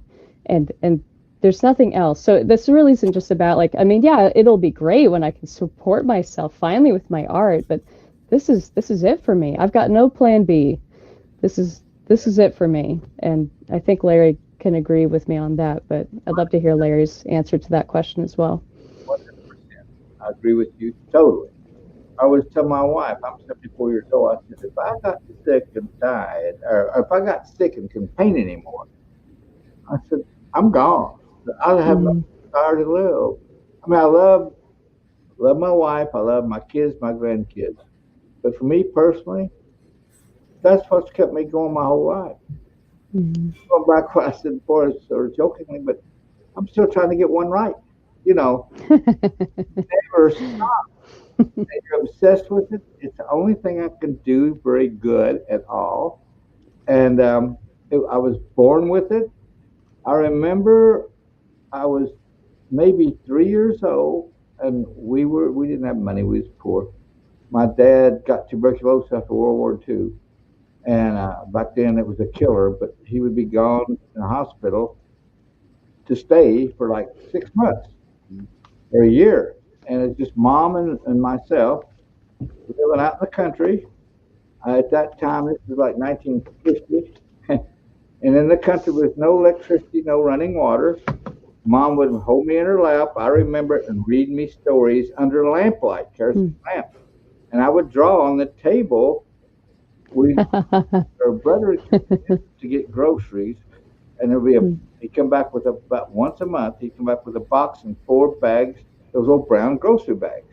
Well, Mom would cut the bags up flat and lay them on the table, and set a lamp in there, a kerosene lamp, and I would draw on those all 4 bags, every inch of them. I draw stuff, and then I would draw on the box. Every inch of the outside. And she would cut it up and make a little house out of the garage, make windows and doors. She'd make a garage, and I'd put my little cars in. It'd be about time to get groceries again, so the cycle started again. But one of my memories, we rented this little 2-bedroom house. Dad would go back in the house. He was gone. He spent most of his time in the hospital the first 10 years of my life. But he finally beat it and lived to be 94 years old.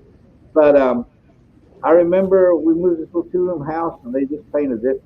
And I walked in there, and I was probably about 3. And I had a pencil, and there was that big white wall, and I drew a car on that wall. Mom caught me about halfway through. And she rubbed the wall, throwing my drawing off.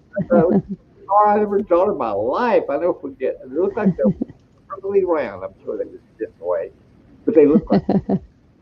And that just killed me, man. I told Mom, I said, that's my best. You don't draw on the wall, but it was perfect.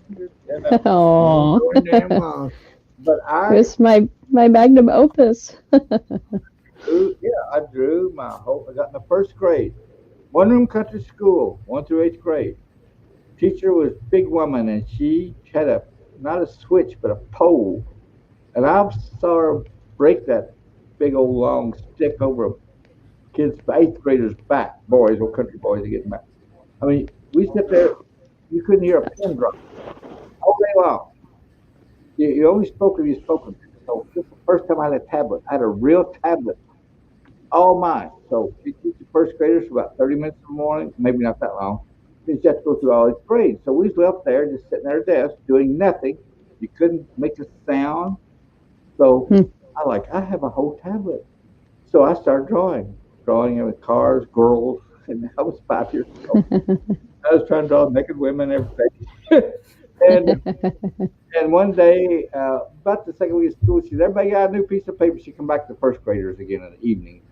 And I looked, and I'd drawn my whole tablet up. And I'm like, raised my hand. She said, what? I said, I don't have any clean pages. She said, that's a new tablet. She got up and grabbed my tablet. Got the next So she kept my tablet, went to her desk, wrote a note, told me to give it to my mom and dad. My dad was home at the time. He's out of the hospital then. And I gave him the note. I didn't know what it said. I couldn't read yet. So they was at the kitchen table reading the note, and every once in a while they both look at me. And so Dad took me to school the next day and went in and talked to the teacher. Well, she waited till all the class was set down because your pin dropped. She pulls my tablet out of the drawer, sitting in her chair at her desk. Dad is standing looking over his shoulder, and they start going through my tablet. Every once in a while they both stop and look at me. And I was over there curled up in a ball. Oh gosh. And so, some kind of wacko. But hey, I love women as long as I can remember. Drawing cars and drawing women, drawing horses and stuff. And but then I didn't draw another girl. And Mom got worried about me till I was 9 years old.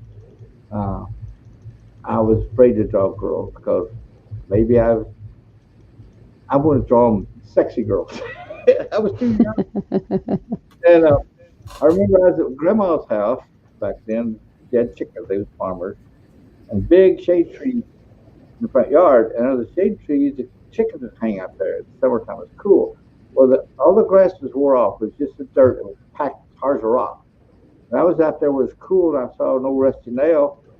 Picked up and I could draw in that dirt. So I drew a car. I think I drew a horse. And I drew a naked girl. Wiped it all off. I was like a horse. But you couldn't redraw in the same spot. I bet I drew up an acre of ground that day. And back in drawing females again. I think Mom was relieved. Like, well, he's an old kid. He's drawing girls again. He's on loose again. Wait, hold on. Let me put this up there because other people have been asking to see it. Whoops, let me get my fingers. Well, y'all can actually see it, and my finger's not on there. Well, that looks familiar. I think I've seen that at Writers of the Future. Let's get the crazy guy out of there. Do you want to see the original painting? Yeah, put it up there. Or send it over. All right, one second. There you go. Okay. This goes with a story, people. Yes. All the artwork in here goes with these different stories that are going throughout the book. This is my own personal. I have 2 personal copies. They're all autographed. They have multiple different types of autographs on them. These 2 have special autographs in them, so y'all never getting your fingers on them. See, they send me stuff like that. See back here. I don't know if you can see. This is the poster. That's one of the originals from Earth Final Conflict. It's one of the ones I use. I think it's. I remember. It's 86. It's 76. It's signed. Number the whole 9 yards. So every time people see it back, that's why you don't see it as much. Oh, when you're auctioning it off, if you're going to give it away this Christmas. I'm like, no, it's my photo. It stayed back there. And the one right next to it, that's a paddle wheeler sinking in the swamp. People are always trying to get it from me. And I'm like, no, it's my picture. Stay off on people. And then people love the Streetcar Desire over there. But usually they're like this, but they can't see them anymore because they want them too much. It's see, and I put everybody, just so y'all both know this. If you get stuff new and you're out trying to sell it, send me a copy now. And just like we do with the books, we'll put it back there because we post artwork on the walls. We post them over there. My whole studio has got artwork throughout the whole damn thing. So I post them in here because some of my friends are doing art. I met quite a few people with y'all now, Writers of the Future, that I want to help out. So I tell them, send me something, I'll put it up there. People can see it. You don't need a lag because you're going to be a millionaire anyway. But for the youngins, they can need the youngins. But for the artists, anybody can use help. I know what it's like to be starving in the field. I think April fell asleep or something. Yeah. Oh, I'm showing you the original painting. We can't see you froze. This is the original. Wait, but you're froze. Am I frozen? Yeah, am I frozen? Yeah, you frozen. Oh, we can. No, now you're not frozen. Wait. There you go. You're back. Am I here? Okay. Now I was showing you the original painting. Put you it can see how big it is. Yeah, so I'm gonna put you on big screen so we can see you. There we go. There we go. Yeah, there you go. Looks good. So this is the original painting. It's on masonite board. Yeah. And it's approximately 3 by 4 feet. Okay, now I know what masonite board is because I use it in construction, but I don't know if all of our listeners will know what we're talking about here. So masonite board, it's a material you can buy at the hardware store. They call it art board at the art store, and that's where they upcharge it like 5 times more. Mm-hmm. But you can buy it at a hardware store, and it's a really thin pressed board, and I paint on it all the time. And some of it has a fuzzy side, like a rough side. Yeah. But they always has at least one slick side, and that's so hard to stretch in canvas. I hated it, and so I started painting on my side. You can just saw it to the size you want, gesso it, and start painting. It saves. Great dragon. Every time I stretch the canvas, the girl looks like she's like, yeah, man. Am I high or is this a dragon? No, Jack. That is one way to see him. Yeah. But, no, actually, I loved it. So actually, yours and what's her name's the one with the picture in the city is the one of them two I thought was going to win. I never picked a winner, by the way. So if I ever tell you I think you're going to win, just know you're probably not going to win. But I picked yours and hers. I'm really happy with who. I forget his name, but I'm really glad that he won. His painting was unbelievable. Oh yeah, everyone did such an amazing job. Mr. Obi-Wan tax collector, yeah, that's why. Oh, hold on, let me show y'all guys. I might as well show y'all what we're talking about. It's right next to hers, anyway.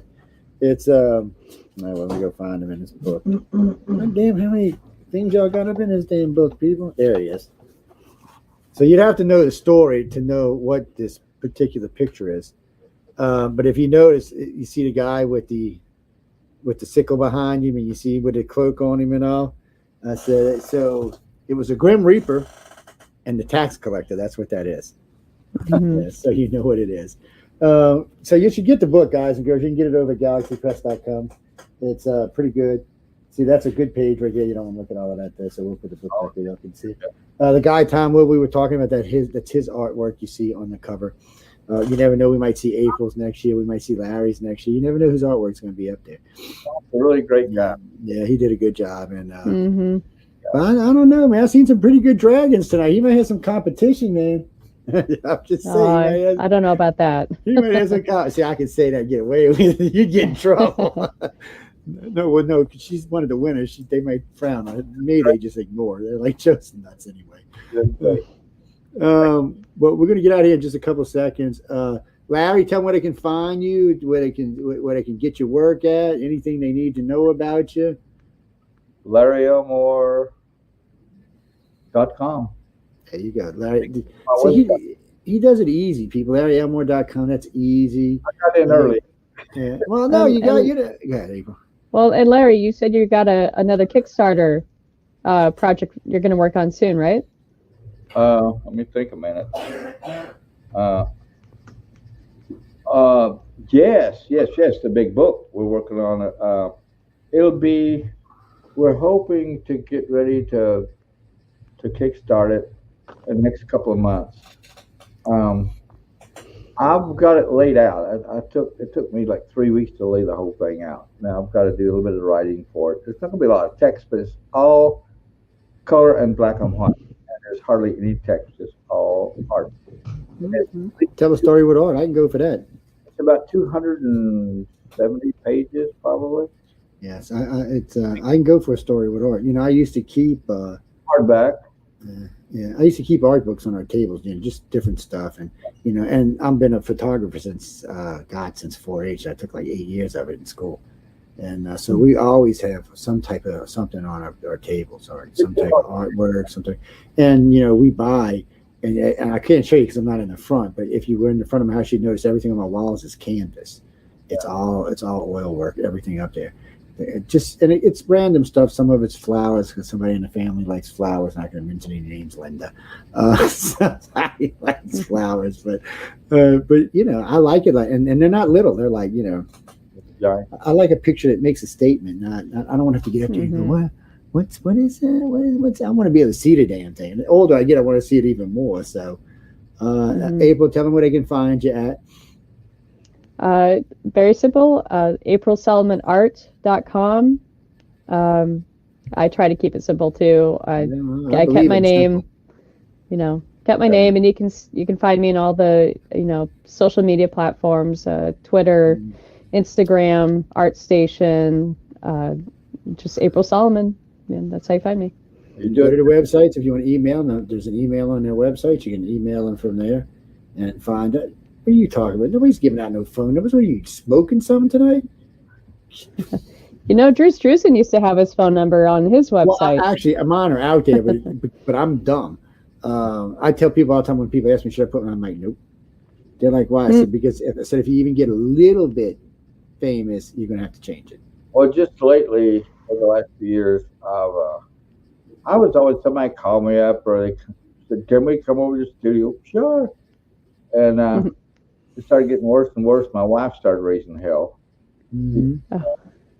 She was walking in my studio and there's 5 people in here. It's like, what the hell? Yeah, that's how the studio in New Orleans was. See, here it's different. States over, and and the older I get, the more forgetful. I mean, they contact me and I didn't write it down, or I'd write it down maybe just on my board someplace so I remember they're coming. I'd forget to tell my wife, and then there's these people show up and she's like, "What's going on? Who's this? Who's this? What are they doing to my house? What are you doing?" Because when the studio was in New Orleans full time.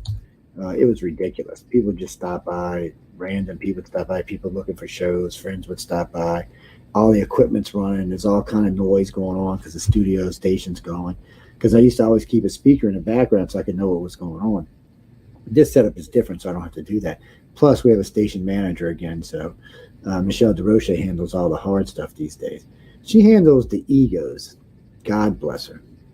That's all I can say. Well, I did it in the early days, and since then she's our third station manager over 25 years, and she's good. And she's very famous on TV. She's got a lot of TV credits to herself, but she no play. She likes to tell you, do it like this, do it like this, do it like that. No, do it like that. Yeah, don't let the proverbial door hit you in the ass. And that's why she's here, because I need somebody. Everybody says I'm too nice as I've gotten old. Matter of fact, I've had people write to me and say, we'd like to see the old Joe back on your news show. I'm like, what are you talking about? The mean one? I'm like, what mean one? The mean one? So I've never been mean. They're like, Joe, would you like me to come play an archive for you? And I can't. Don't get me wrong. I can't be mean when I want to be. But a lot of this I try to stay away from because there's too much hatred in politics as it is. So yeah, I'm just like, I try to be, wherever I can be positive, I try to be positive. And I have a rule on all of my radio shows that I host. We always end on a positive note. It's good for people to know that, yes, the world's a pain in the ass, but you know what? There's still some good shit in here. If you don't believe me, go look at Larry and April's work, and you'll have a smile on your face when you're done. Well, it's just to say there is good stuff on our planet. There's good people, fun people, happy people. If I was listening to news, I think everybody was a miserable bastard. If I was just to do radio, I think everybody was happy beyond belief. So I'm looking for that middle ground somewhere. But guys, y'all are both fabulous. I can't wait to have y'all back on in the future. Larry, you're always fabulous. Always great to talk to. Guys, we could do a show just on Larry's stories. Nothing to do with artwork, just stories. It'd take him out. It might take him a couple of days, man. The man is great. I love listening to him. He's got a good voice. He's got a lot of stuff. He's a lot of fun. I don't feel any hatred coming off him, which is so nice in radio today. April's the same way. She's fabulous enough, and she's just a baby now, I'm just kidding. I don't like calling 40-year-olds babies. They get mad at me when I do that. You're fine. I grew up in the 80s. I'm fine. You're good. She's still kind of feral. Okay, that's what that means. So if you're at the top of the millennials or an X-Gener or the top of the millennials are the last feral generation. What I mean by that, they still had to go outside and play. No, go outside. Yeah. No, go outside. No, go out. No, wait, what did I tell you? Go outside. And sometimes you might not see your kids till 10 o'clock at night. And you're like, oh. And then here they come walking in the house. That's how it was when I was growing up. It's not that way now. My son's a millennial, and he spent about half his time in the house and about half his time out the house. And because I should have never bought him a PlayStation. That was. I'm like you. I spent probably 90% of my. I did.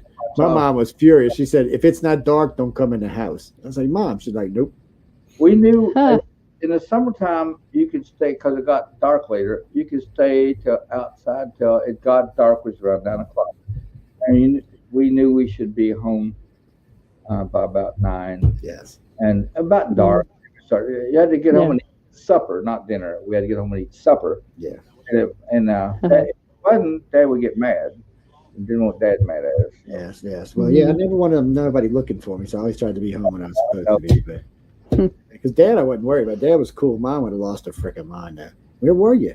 It's like 2 hours late. What? You can't read? You can't count? I do send you to private school, boy. What's wrong with you? I can hear her now, man. Oh, my God.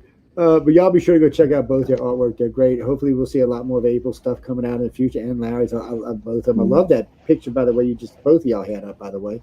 Well, the one April just had up is in the book, so y'all can buy Writers of the Future. You can get it, or you can probably just get a copy of it from her if you just want the picture. Larry's got stuff which I have. Yes, see, and which she has. So there you go. And I have the original. Yeah. So if you want the original, there you go. Make an offer. Come talk to me. Don't be cheesy. Make a real offer, people. Real quick. The girl has real talent. She ain't no wannabe. She got real talent. You got things sitting there? Wait. Oh yeah. Oh, that's a beauty. And now I don't have to print all my prints at one time. I've had a big edition like that for about the last 5 years. And it's the way to do it. We take the orders in. My wife, now that she's retired, she does all the printing and shipping. So we just what printer is that, Larry? Is that a Canon or Epson? Epson. Okay. P6000. That's a beauty. Yeah. It's right now. I think it's one of the bigger home ones they make. Epson P6000. It does beautiful work. As long as they do good. Well, there you go, guys. Y'all can get all their stuff. You know where to find them at. You go see to check them out. No, poor April cannot submit again. She can submit for the authors next year, but not for the illustrators.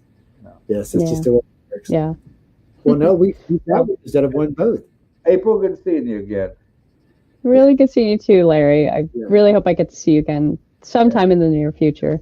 Oh, wait. Somebody said I need to do my own Dragon Con, bring the 4 best dragon people in. Well, I got 2 of them right here. I'll tell y'all what I'll do. Okay, because we got Dragon in April right here. I'm calling you Dragon, man. Jesus. I like that. We got Larry and April right here.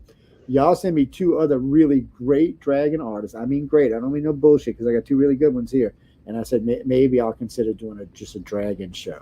I got some names for you if you want to hear some. Send them to my email because I'll forget them if you tell me now.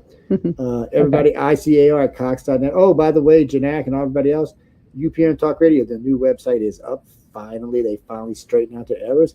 They'll be getting updated for the next 5 days because a lot of other shit going on at the Host Cut Assembly. But once it's up, it's up. By the way, I will feature y'all sometime this week, and both of y'all will be up on the website. So. That'd be awesome. Probably Saturday, because right now I'm working like people, by the way, I thought slavery was over with. I'm just saying, because I'm being worked like a damn slave right now. And no, Gene, I do own my own business, but let me explain to you about owning your own business. All owning your own business means is you're going to work more. That's all it means. Yes, you get more money. I ain't going to lie. You get more of your money, but all it means is you're going to work more. No, because nobody's doing it for you. You got to do it all. Yeah, you can. Yeah. Off all you want to, but you'll starve. Yes, that's true. That's true. No, I was lucky. My talent was never authors or I don't know. We'll see. I'm writing something right now, but no artists. I never had any skills like that. Really, if I look up and get a book written, it'll be phenomenal anyway because it'll just be a thing. This is my revenge on Emily. Y'all don't know this. Shh, that's what this is. Emily's been bugging me for 3 years to write a book. So I said, okay, when I finish, it's all going in a vanilla envelope. I'm going to print the whole damn thing out, and I'm sending it to Emily.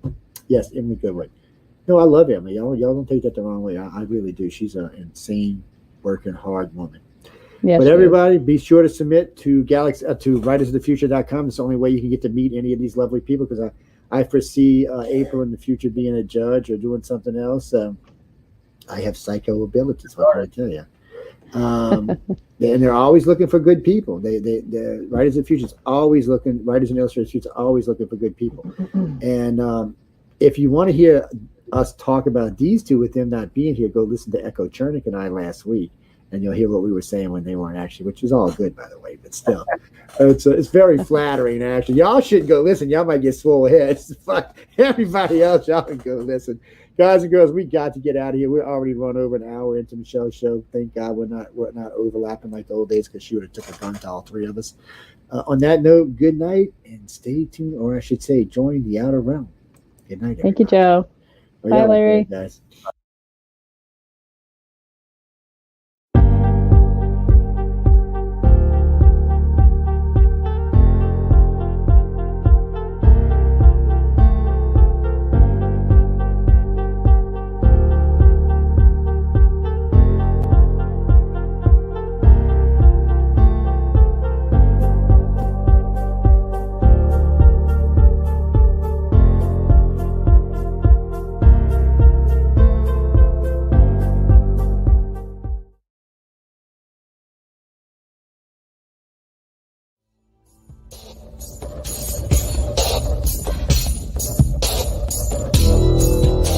Welcome to the Outer Realm with Michelle DeRoche and Amelia Pisano.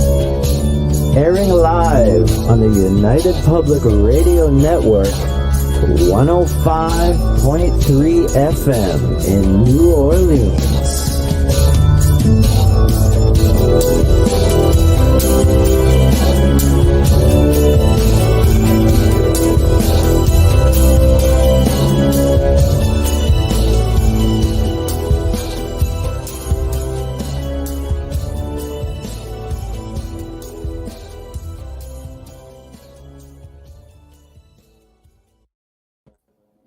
Good evening, everyone. Welcome to the Thursday night segment of The Outer Realm. We are broadcasting live on the United Public Radio Network, UFO Paranormal Radio Network, 105.3 and 107.7 FM from the beautiful city of New Orleans. We are fully sponsored by the amazing people over at Folgers Coffee who have been a part of our journey since the very beginning. So thank you, Folgers. It would not be the same without you. And Amelia and I love you for real.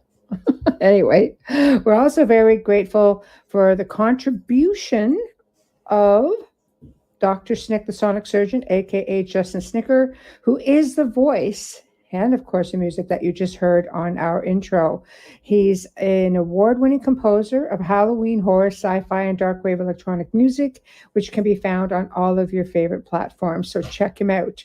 Also, a big thank you to Steve McGinnis, the artist behind all of our banners and logos here on the show. So he can be found on Facebook and Instagram, and also just happens to be specializes in the horror genre. So definitely check him out. So tonight, for the very first time, we welcome Jeff Olsner to the show. And he's going to be discussing how his life was forever changed as an exchange student at Findhorn Foundation in Scotland, where he learned why it is so important for us to have a connection to nature. And he talks about his groundbreaking work with climate scientists and a team of remote viewers to gather insights about climate change and mitigation. So, this is going to be one of those educational type shows. We're just waiting for him to come in. Because I don't know, I'm pretty earthy. I love it. Some of us just really love the forest and we just have a lot of respect for the planet, and others not so much. Amelia and I often talk about, grounding and earthing and things like that. And that really is connecting to the planet. And there's a lot of different stories that, I'm sure will be told this evening. And a lot of people find that connection through music and poetry and images and, all sorts of different things. So I'm going to put up his banner, his website's there, and you guys should go and check that out. There we go. So it's always like, when we look at people living in communes, like people say, oh, the hippies used to do it. I don't know. I think they had it together, because how many people are going off the grid now? Well, I don't understand that term hippie, because I know my parents, having been Italian immigrants, when my dad first moved here, moved in with his two brothers in a one-room apartment. Right. Literally one room with a bathroom. Right. They had a hot plate and they ate potatoes almost all the time.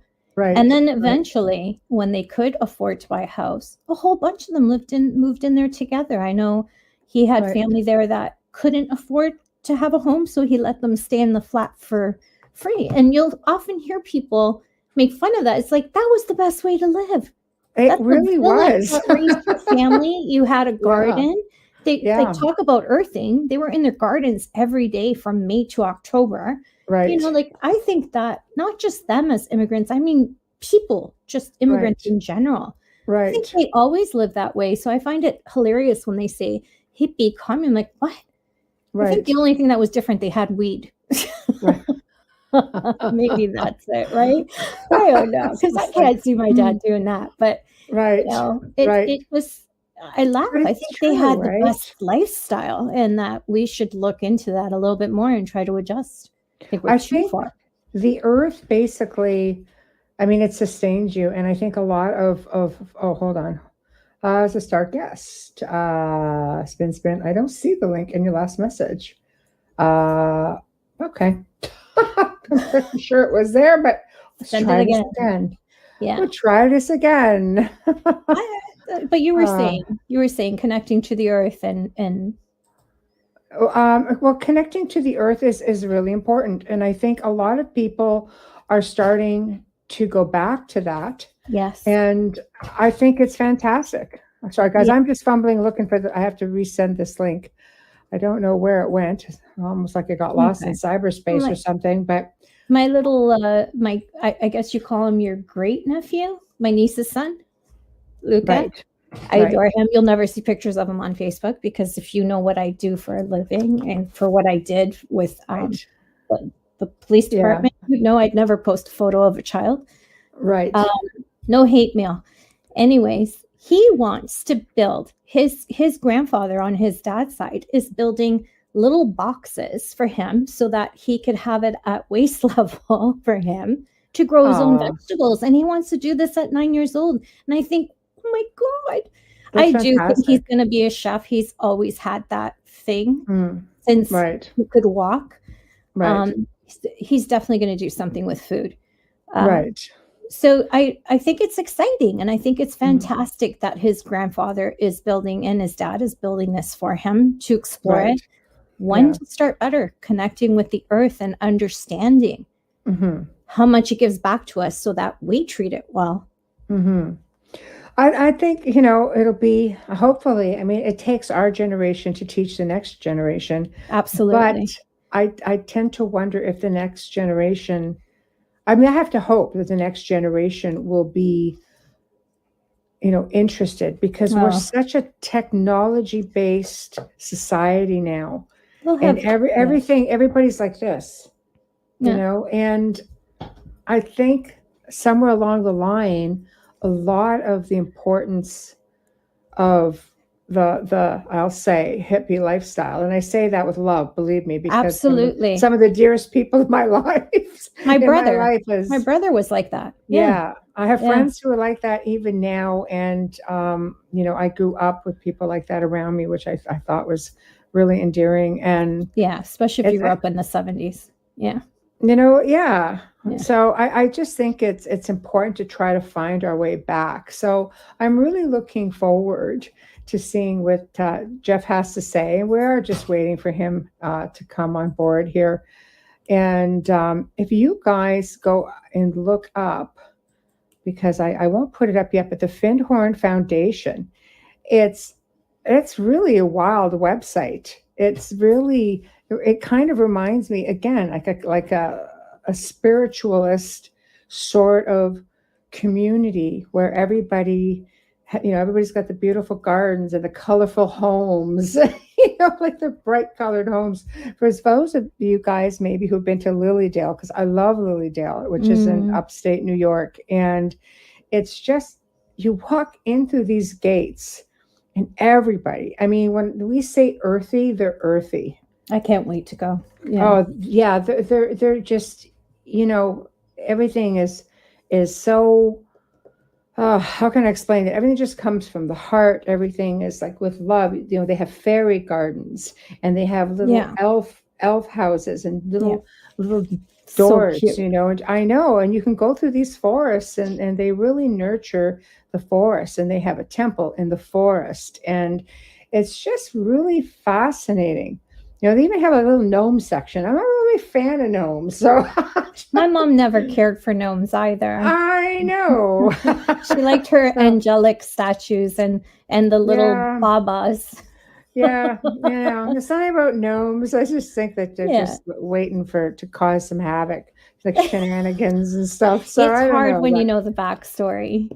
Most people that have garden gnomes, it's just it's just a thing. It's a cultural thing or their garden thing. But when you're in our field, it's a whole different. No, it's true. Whole different thing. It's like when you put fairies on your sliding door window. Well, let me talk to you about fairies. But I'm just typing the guess. No problem. Where the first one went. Okay. Oh, that's amazing, Zach. He wrote, can I read what Zach wrote? Yes. He wrote, my 89-year-old grandfather is still working on his beef cattle farm with no slowing down. And for his age, he's very muscular and fit. Well, that's why he doesn't need to slow down, honey. He's working and he's 89. Right. God bless him. Tamara says, I have grown corn, hay, wheat, vegetables, you name it. But you can grow things in pots or plant vegetables in between flowers in your garden. Let me tell you something, Tamara. My father had a giant garden, and I've posted this picture. Right. Giant garden, like bigger than a 20 by 40 pool. Right. And he would still, what was left wasn't much grass, but we had fruit trees everywhere. And he would still pot in because he was a winemaker, his old oak barrels. He would cut them in half and he would still pot vegetables in those halves. And he put them around the trees. Right. Like it was never ending. Right. I think it's awesome. I really do. It's great. It is. It is. I miss the days of harvesting and putting it in the freezer and having it all winter long. I miss those days. Mm-hmm. But you can do that. You can. I can't because I'm out in the country and the rabbits eat everything. That's true. Everything. They ate my rose bush. I had to take everything down. Yeah. Between the rabbits, the voles, the deer, it is really, really hard. Thank you, Tamara. Yeah. Don't mess with fairies. Yeah, no. That's my thing. Yeah. Yeah. I know someone who constantly deals with them. They're not what a lot of people think that they are. No, he knows exactly what it is. He's very gifted, but it's like they're his nemesis kind of thing. He's constantly having to deal with that. Hi, Chris. Right.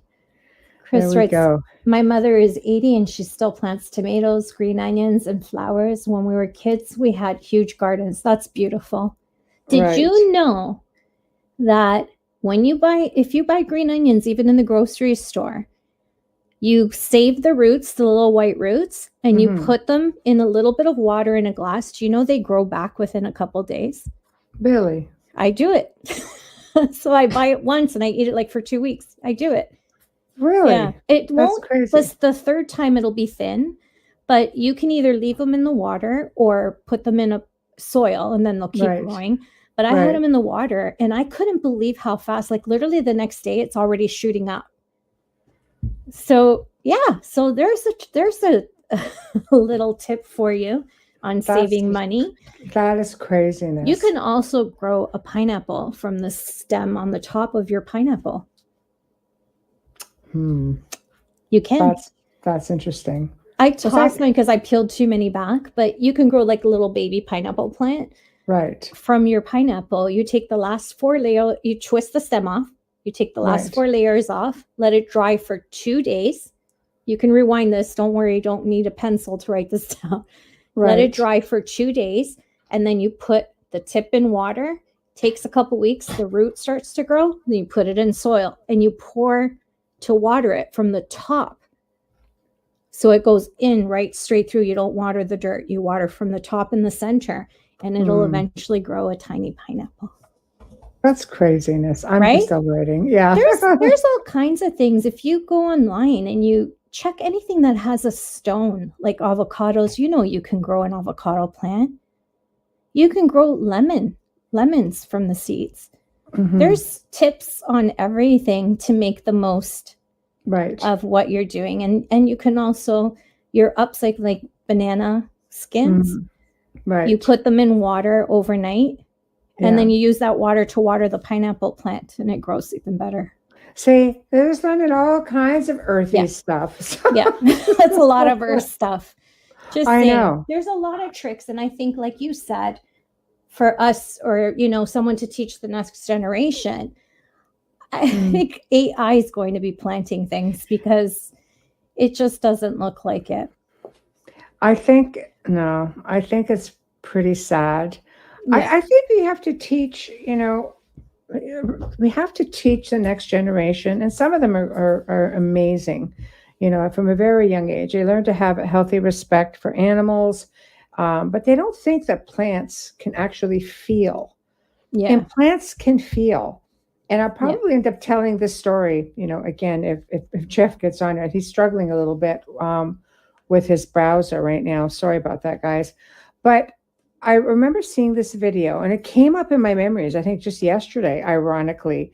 And there was a high school, and they took 2 plants and they put them behind glass. They had one plant that everybody walked by and praised it and said wonderful, beautiful things to it.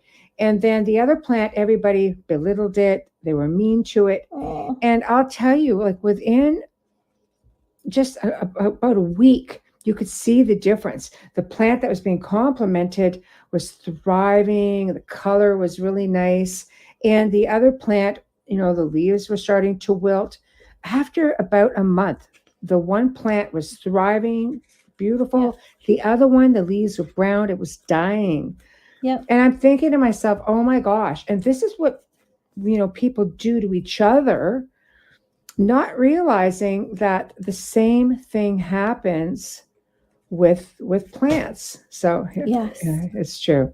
Yeah. And he does. Wayne says they sense everything around them. I talk to all my plants, the trees, everything that is living around me. I do too. But Wayne, the two of us also talk to ourselves.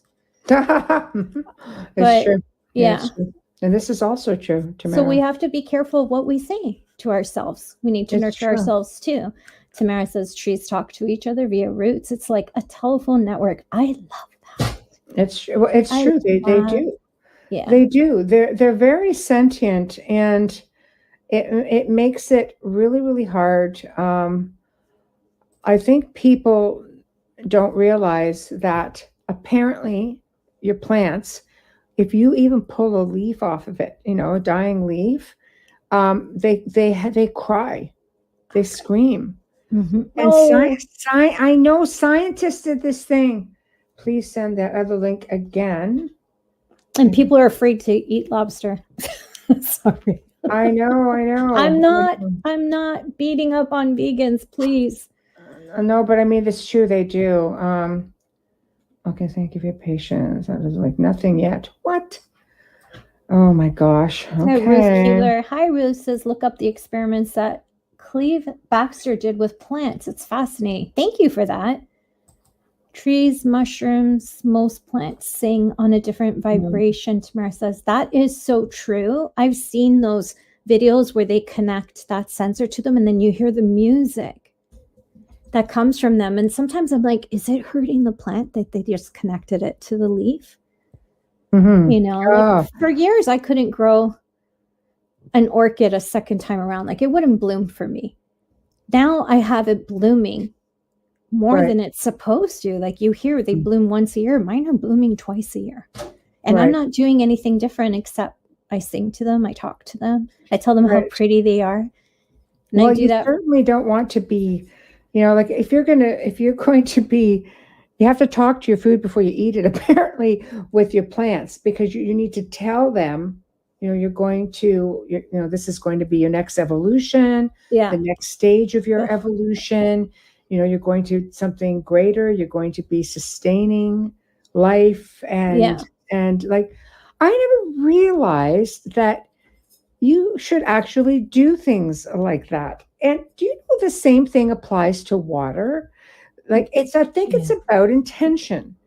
So if you put a glass of water on the counter and you label it like with love or light, things like that, when you drink it, it's like you're supposed to be taking in the energy, and you notice it because Scientists have done experiments apparently with this. If you label the water, exactly, Tamara, and they put it in the freezer because they could see what the difference with the crystals. And I thought, that's brilliant. I'm grateful for water. I have total gratitude. But you need to talk to it. So you're talking to your plants, you're talking to your water. Yeah, say it's true. Wayne's sister she does do this every single day. Yeah. Every day. That's good. Yeah, exactly. If we underestimate plants. Yeah. Have you ever seen, just imagine a big giant Venus flytrap. Oh, you want to be nice to that sucker. Yeah. It'll take your head. I know. Yeah. It's about that. Yeah. But, I think. Sorry. That my fan's driving me crazy and my lip gloss. Okay. If you walk through a forest, then you should, if you listen, you'll hear it. Trees do speak to each other. What is I thank my basil before I put it in the sauce. I literally pick them and I tell them how pretty they are and thank you so much for nourishing my family and flavoring my food. The dog always thinks I'm talking to him because I do it in that high pitched voice. Dog with the attitude. Thank you. Yeah. You're so pretty. And the dog comes hey, yeah, I'm pretty. But right. So funny. I do that with the basil. I do. Right. You want to get this? I'm going to pop up a couple comments while we're waiting. Yes. Ruth says, look up. Yeah, I already said that. Okay. How about this one? I got the wrong one. It's okay. Masaru Emoto did the experiments with water. I saw that video. It was fascinating. Yes. Yeah. You saw the still calm water and the vibrational water. Amazing. It's amazing. Trees hum if you listen. I think that's why you get so peaceful when you're in a forest. Because you're actually hearing that humming and you don't even realize it. Right. Hi, Dolly. Water holds light, intention, positive intention into your body, heals your entire body is 86% water. True. That's true. I have a sister-in-law who hates the taste of water, and I tell her it will create so many problems for you. That's true. You really need it. Yeah. Everything thrives off of water. The entire planet is based on water. Dolly says, thinking negative thoughts, you hold them in the water of your body. Oh, that's true. That's true. Yeah. Okay, Chris. Crazy. Oh, sorry. I thought it didn't move up for me. I'm reading it from the side. It's bigger. Hi, Chris. Chris says, when I'm out in nature among trees and such, that's where I feel closer to God than anywhere else. There's a peacefulness there. Right. Yeah, the trees humming. Yeah, I love it. And the same thing goes. Hold on. Okay. Oh, Dolly, I sent you that pattern, by the way, in Messenger. Wayne says, when I cook, I talk to the food first, explain what I'm doing, and people always comment on how good it is. Yet when they make the same thing, it never tastes the same. They forgot to add love intention. Love intention, or the recipe to the home fries. Everybody wants that. He's it's love everywhere for that. It's the most important ingredient. My mother would say is the love and the passion. Exactly. Sarah said you can put cucumbers and strawberries in your drinking water. I do. Yes, I love cucumbers and that. Yeah. Dolly says large bodies of water charge you with positive ions. I think so. You find that people that live oceanside and seaside, especially with the salt water, are much healthier than we are when it comes to sinus issues. And, like the salt water, it's always humid.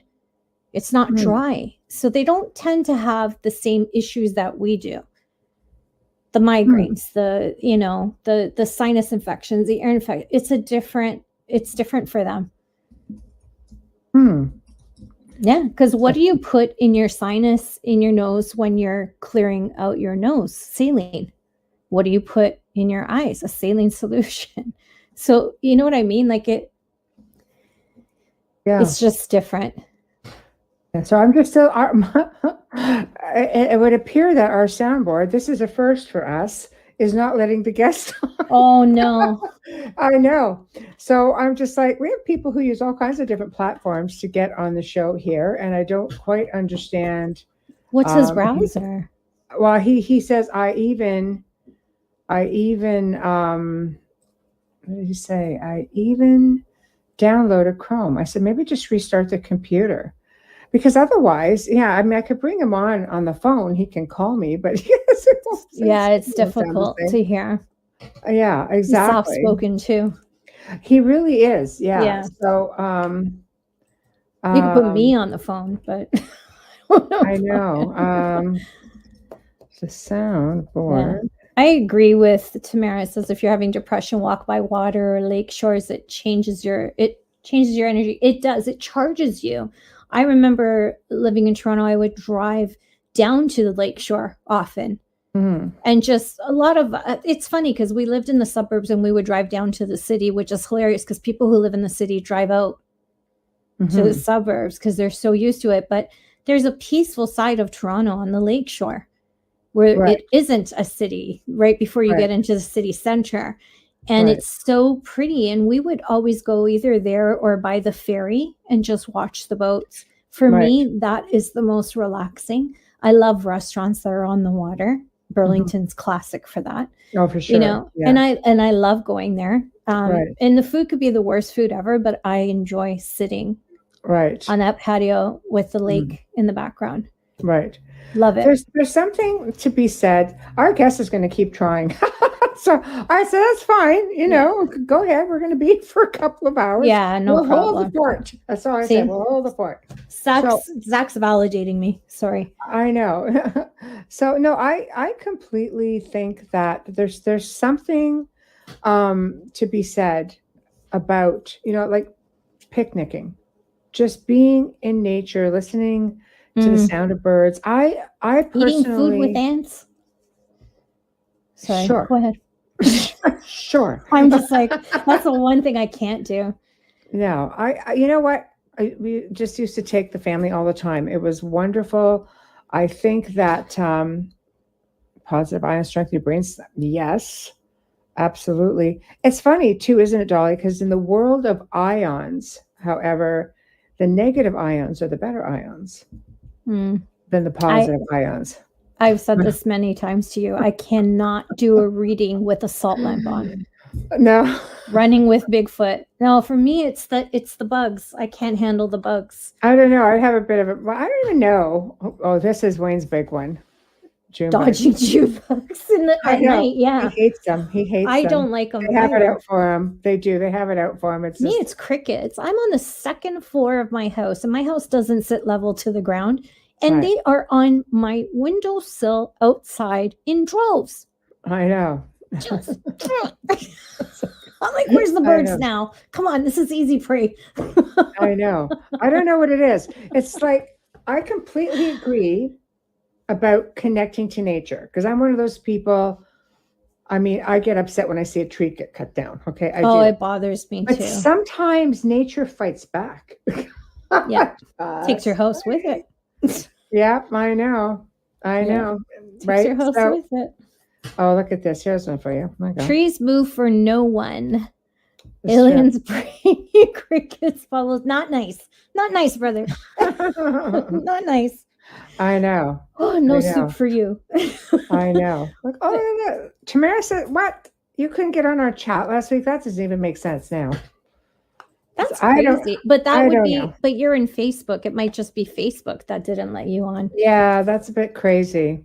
Okay, so while we're waiting for the guest, let's talk about let's talk crazy stuff in nature. Because, our indigenous people, along with many ancient people, I mean, they had a healthy respect for nature, elementals, which are, earth spirits.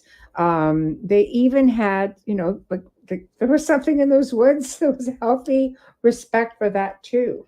So while we're all waiting, okay, let's talk about spooky things in connecting to nature. Depression is lessons. Yep, exactly. Oh, okay. Sun exposure has negative ions. Depression is lessons. 100%. Couldn't get it to work on YouTube. Maybe it's just you, Tamara. Because everybody else is on YouTube. I don't know. So, Okay. Okay, so we're going to get into more benign things in the woods. Okay. Beetles. Ugh. Okay. Up north, I near like bats. Basin, especially during summer, I've been bombarded with large beetles. Bats are cool. Oh, you can eat buffet. No. Yeah, well, for them, maybe. For them, yeah. Or sometimes we become their buffet. Yeah, exactly. Yeah. I don't know. I'm in the country, so there's bats around me all the time. They tend to nest in my breezeway between the garage and the house, but we don't disturb them. Yeah, they're really cute. No, They're just tiny little things. At the other things. house, we had them flying.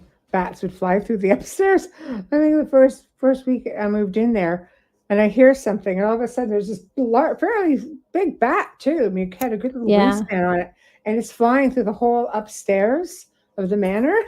Oh wow! No, ours are teeny. They're the cute little guys. They're like this big. No, this when one when they're perched, they're so cute.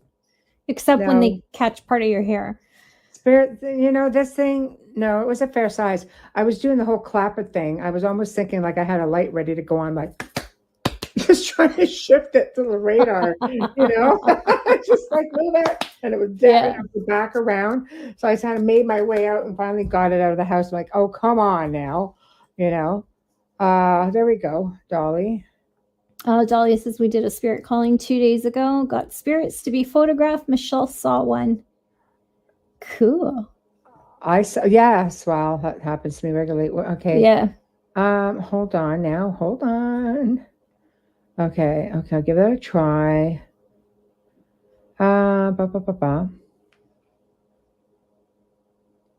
Okay. So he's apologizing. Because I don't know what happened. He's going to discuss it as they're a little bit more computer savvy than he is.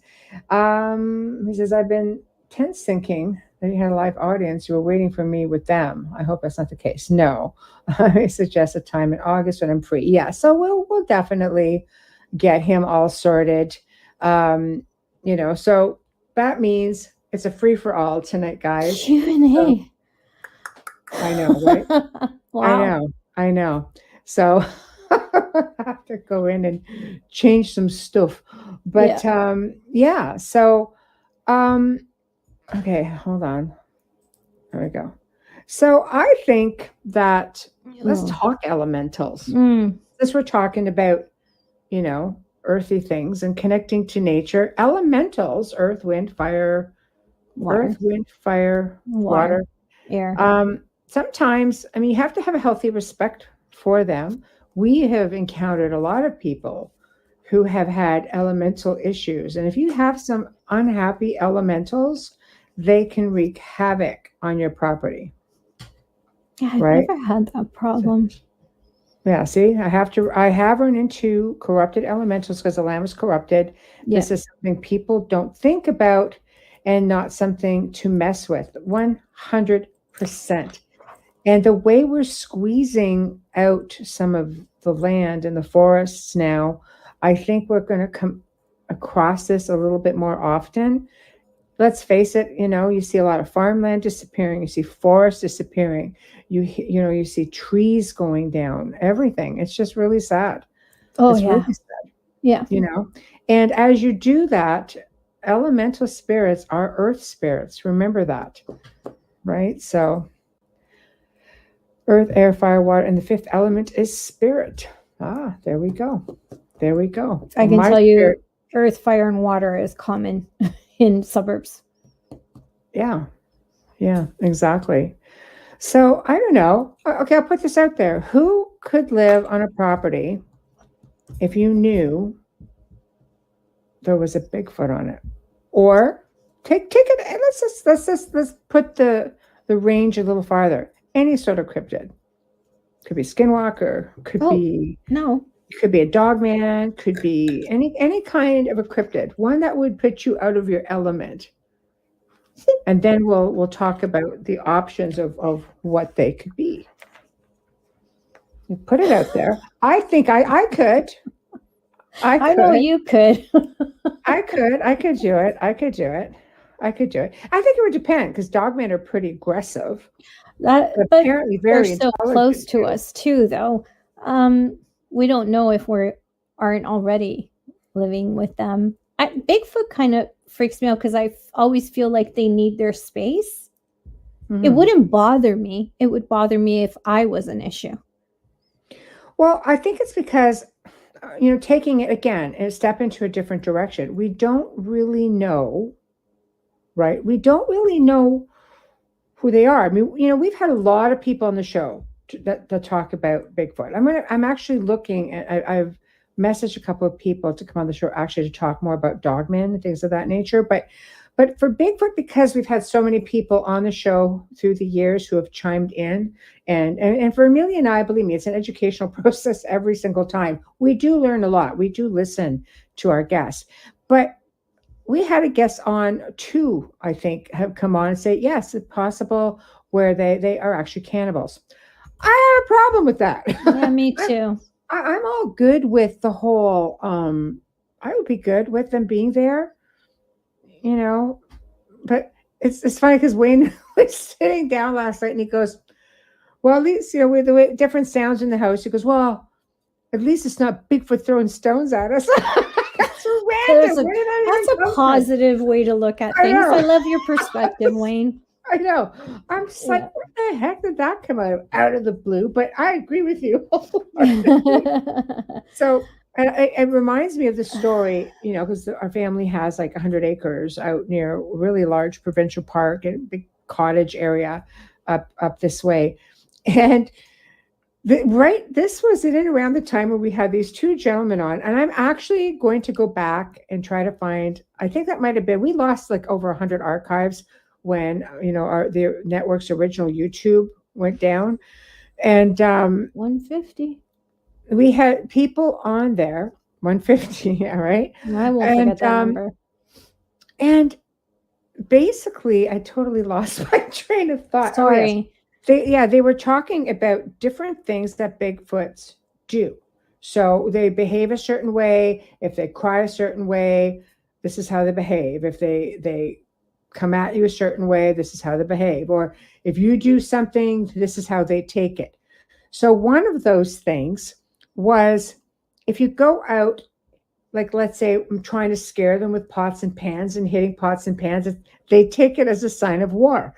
I was like, crud, because we had a caretaker on the property at the time who had said to us, he goes, I heard tree tapping. Something was knocking on a tree at about 5 a.m. and it was still really dark. So I know nobody was out chopping wood. And I'm just like, whatever you do, don't go out with pots and pans. I think it's a sign of war. You'd be a dead man. Well, after he had left, we went and we just locked everything up. We noticed that he's like part native. And I noticed that he had tobacco out there and he had all of this smudging stuff. And he'd been out there, I think, trying to make peace, because Indigenous people are very, very, like I said, they're very earthy. They have a very healthy respect. And I thought it was interesting. So I was like, oh my God. Okay. So, all right. We don't know, if they're cannibalistic or not in that area, but it was interesting because there's a couple of really popular TV shows out there that will show you videos of things. And I don't like to say it, I like the show, so I'm going to say it. It's like Paranormal Caught on Camera. Heck with it. Anyway. Yeah, they changed their cast.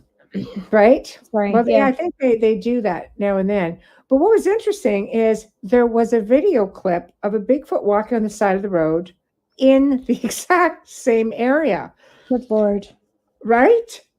And you could tell that it wasn't like blurred out or questionable. Oh, no. Yeah, it was clear as day walking on the side of the road. No, like they were in a car and they were videotaping it ahead of hell them. To the no. And then it wandered off the side of the road and kind of went off into a path or something. So I'm just like, yeah, okay.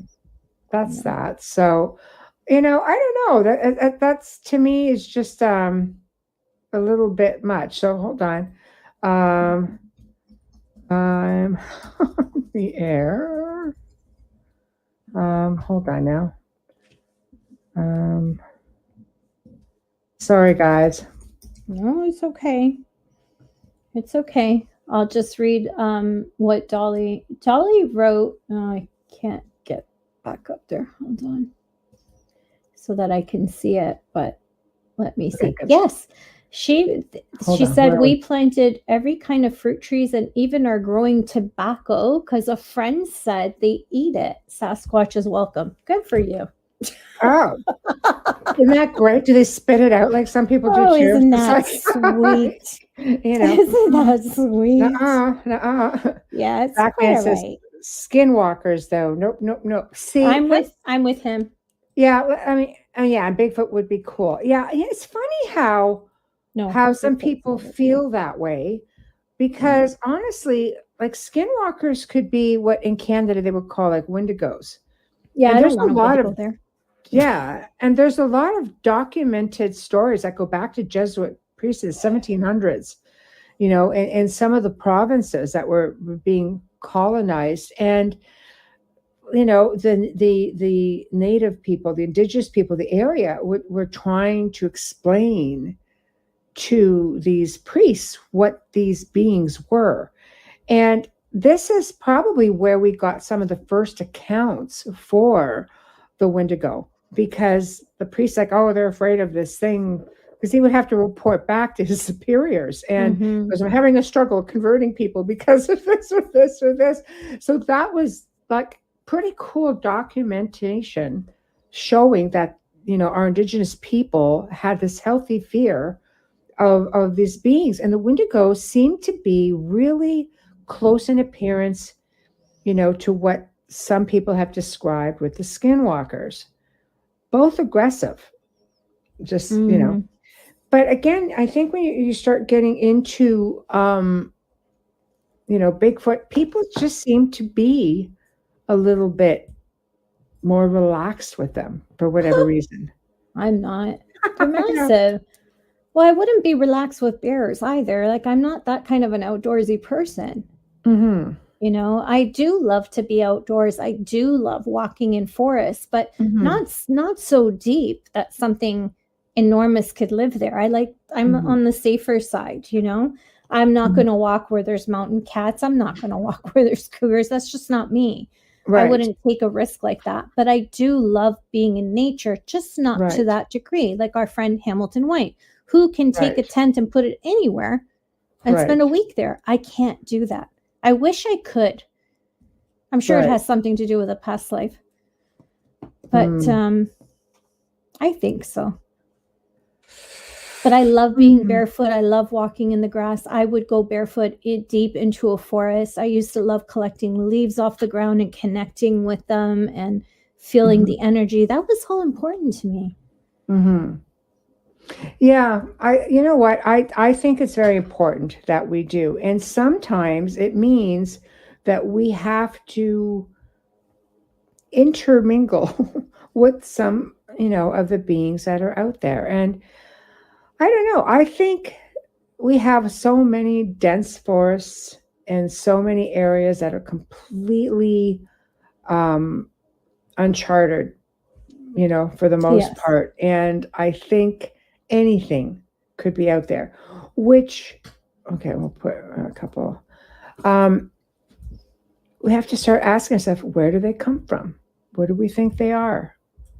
Dogman apparently are extremely intelligent, but hell, I don't extremely need to aggressive too. I don't want to disturb any of them because you're in that's their world. Right. I'm just saying, don't go so deep into the forest. That's all I'm saying. I don't think it really matters how deep you go into it. And again, I go back to a story of that a woman told me, and she was raised, like on her grandparents' property, which is probably about an hour, 2 hours from here.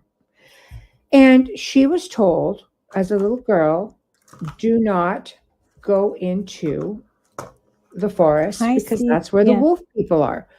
And she'd be like, oh, okay. So as she got older, she was probably about, between 13 and 16 years old. She was walking, through the fields on the farm, because this was a farm. And she stopped dead in her tracks, pardon the pun, and she looked over along the tree line, which is where the forest was. And she claimed she saw 5, like what looked like to be large wolves walking upright. And her grandmother, they call them the wolf people. What the hell is that about? That's not even in the woods. They need to stay in their own land. It's true. And I'll tell you something. This Steve, Nocturnal Frequency, okay, both from Burlington. And, Steve, chime in if you've gotten any reports. But I used to get reports of people saying that they saw large wolves that would like run or lope and then stop, stand up, and keep walking off the side of the road. Or that some of them were so big that they basically would take up like a whole lane. Like, you just picture a lane on a road and how your car, as you're driving, how it fits in. They're pretty big. Your car fits in it. You have space on each side of the lane. Well, when this one woman had claimed that she saw a wolf and it looked like it had pretty, like more than just wolf features. There was something about it. It didn't look right. The eyes didn't look right. And this thing was standing across the lane because, she came to a halting stop and it was there. And then it turned around and it looked at her and she goes, it looked like it was about ready to stand. Oh. And then it just got back down and then took off. So there you go. Yeah. Okay. Oh, Sue says, I had an experience similar back in 2003. Why have we not discussed this? I know. And Tamara's also Burlington, right? Yes. They show up in cities. Yeah, like Burlington. Yes. Yes.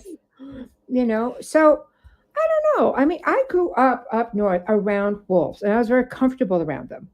I remember being, just sitting on one mountain eating an apple, and I was probably like maybe between, I don't know, 8, 10, in and around there, 11 maybe. And I was way up on the mountain. Back then you could do that. And I could see, like my house from where I was, not like I was out in no man's land or something like that.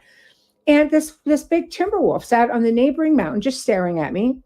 I was just eating, but I knew instinctively, just don't look at it. Or don't look at it in the face. And I'd look up and I would look up like this, and it would look at me. And I, after that I was done. I just got up and walked back down the mountain and never had any issues. So I didn't have a healthy fear of wolves at all. No, when you're north, it's different. Because even us, the cottage, the lake house was like 2 hours away from Toronto. It wasn't as far north as you, but we had wolves and all kinds of other things that walked around. And I used to walk around by myself away from the house.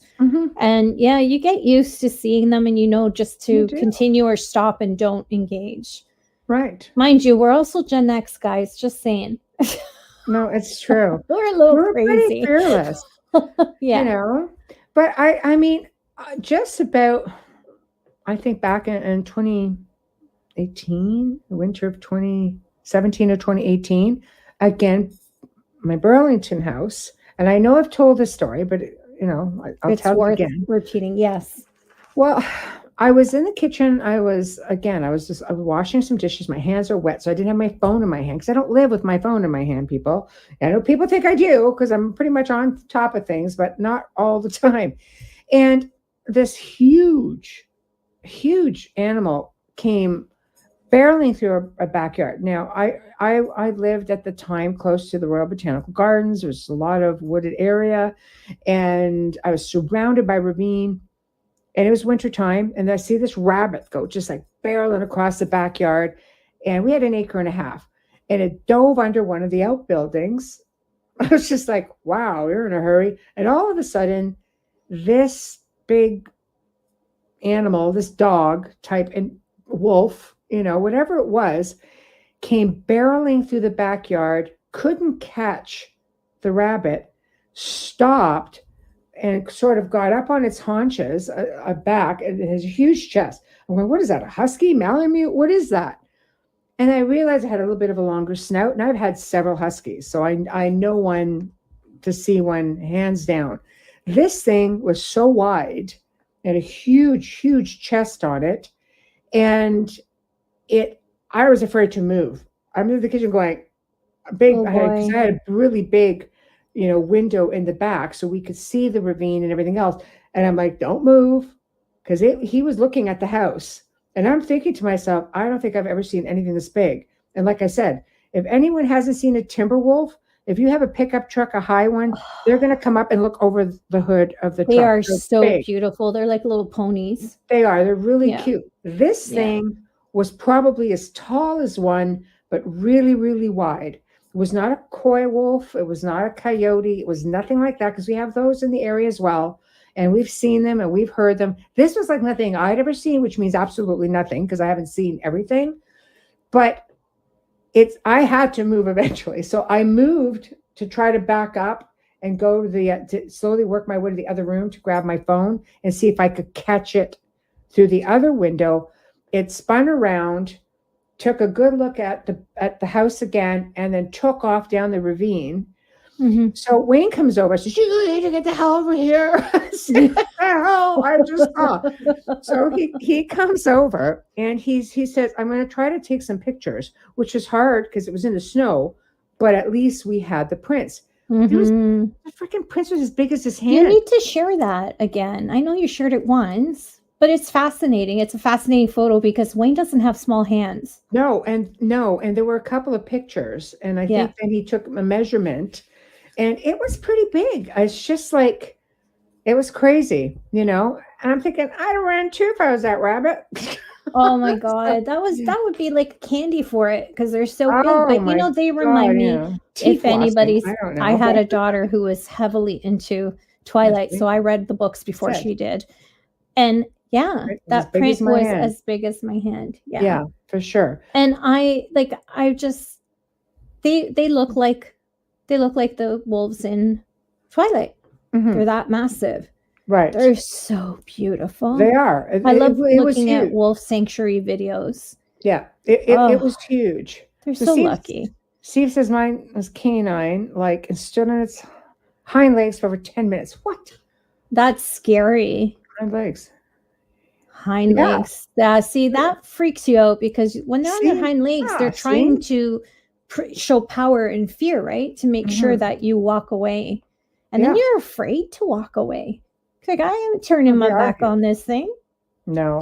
I never had issues with Timberwolves. I grew up around them as well as the standard, gray wolf, black wolf. Those, they were just all over the place up north. And we were surrounded by lakes and mountains. So they were definitely there. But that's why I'm saying I know a wolf when I see one, because I spent a lot of time.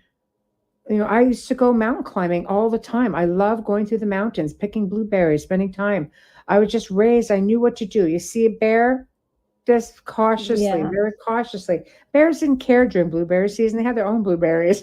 And wolves is just having a healthy respect. So honestly, it's just like, I don't know. This thing was wild.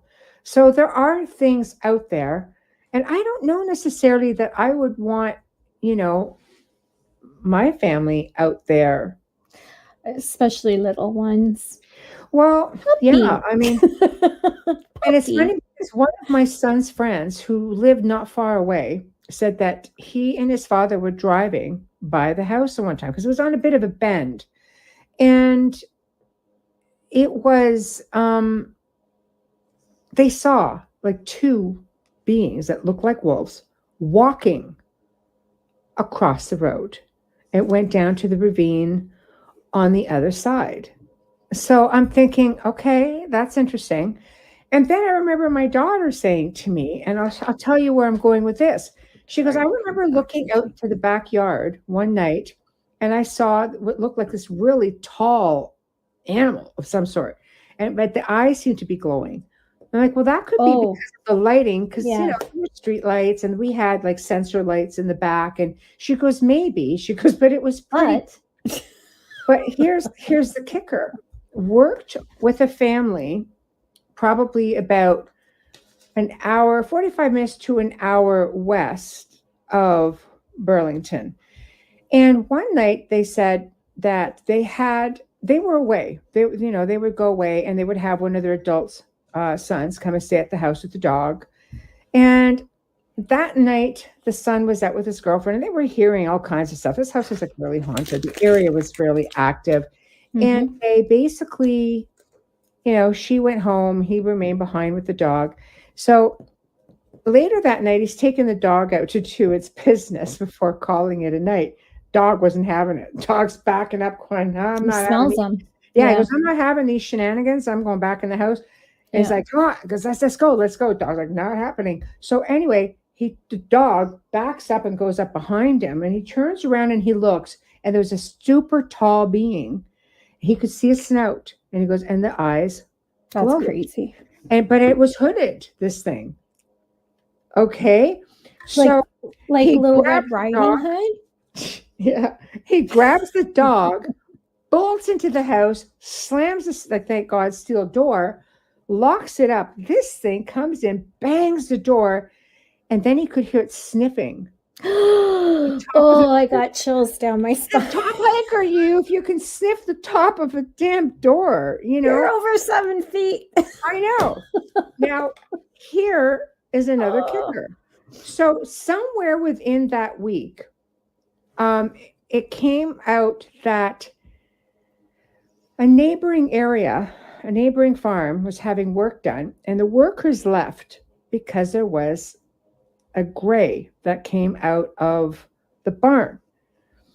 And apparently a light was seen in the sky, something happened, and they got a bunch of people were calling into the police department. This was all within like a 3-day span of the sighting, the 2 sightings, and this craft. So I'm thinking to myself, what the hell are they? Oh my God. I mean, right? It wasn't a wolf or sick bear. Heck no. I got to see a bear. Call me crazy, but we have bears in Burlington? I don't even know. I don't know. I don't think I've ever seen a bear in Burlington. But it wouldn't be a black bear. I don't know. Because aren't they in heavily forested? Yeah, they're more heavily forested. But you have wildcats there, don't you? Yes. Yeah. They freak me out. See, here's another one, right? Oh, Wayne says, I saw a very ragged, mangy-looking dog-like creature run down my street. It had long gray hair. It looked, sorry, I can't see that. Staved or starved? Or starved. Yeah. Very skeletal. Never seen anything like it. That sounds supernatural. I know. Wayne's like, that going to the house. Nope, not doing it. Yeah, that doesn't sound like something. No. Doesn't sound like run the other way. I know. You twist your head, your eyes to the back, and you run. I know. Oh my God. Type out the other story from Rob's experience. There's another one that happened relatively around the same time. Okay, can you get Ruth's? Yes, Ruth says maybe a dire wolf came through a portal from another dimension. I think it's possible. Wouldn't that be cool? Because those wolves are gorgeous. Okay, here it is. Okay, here we go. A friend saw a similar animal one morning around 5 a.m. It crossed the road in the fog. It disappeared for a moment. Then a tall man emerged from the fog. The same area. It was behind a street, like a street lamp, like just a pole, a light pole. Ew. So he moves around the other side, and that's who came out. I'm just like, yeah. What the? That's Niagara area. No, I know. Dolly says there's black bears in Canada. No, I know that they're very big, yeah, but I'm saying not in our area. I'm saying further north. Yeah, further, like 4 or 5 hours from us. Yeah, not down here. That's what I said, because we're Southern Ontario. Like, we're just a hop, skip, and a jump from Buffalo. Yeah. So, I mean, some of our cities are practically American. We're so close, but yeah, you won't see bears here. It's all city. So the guy backed up the entire length of the street, never took his eyes off the man standing in the mist. Sorry, I didn't realize. I know. That's creepy. Got that right, Ruth. That would be it for me too. Yeah. Okay. Yeah. Oh.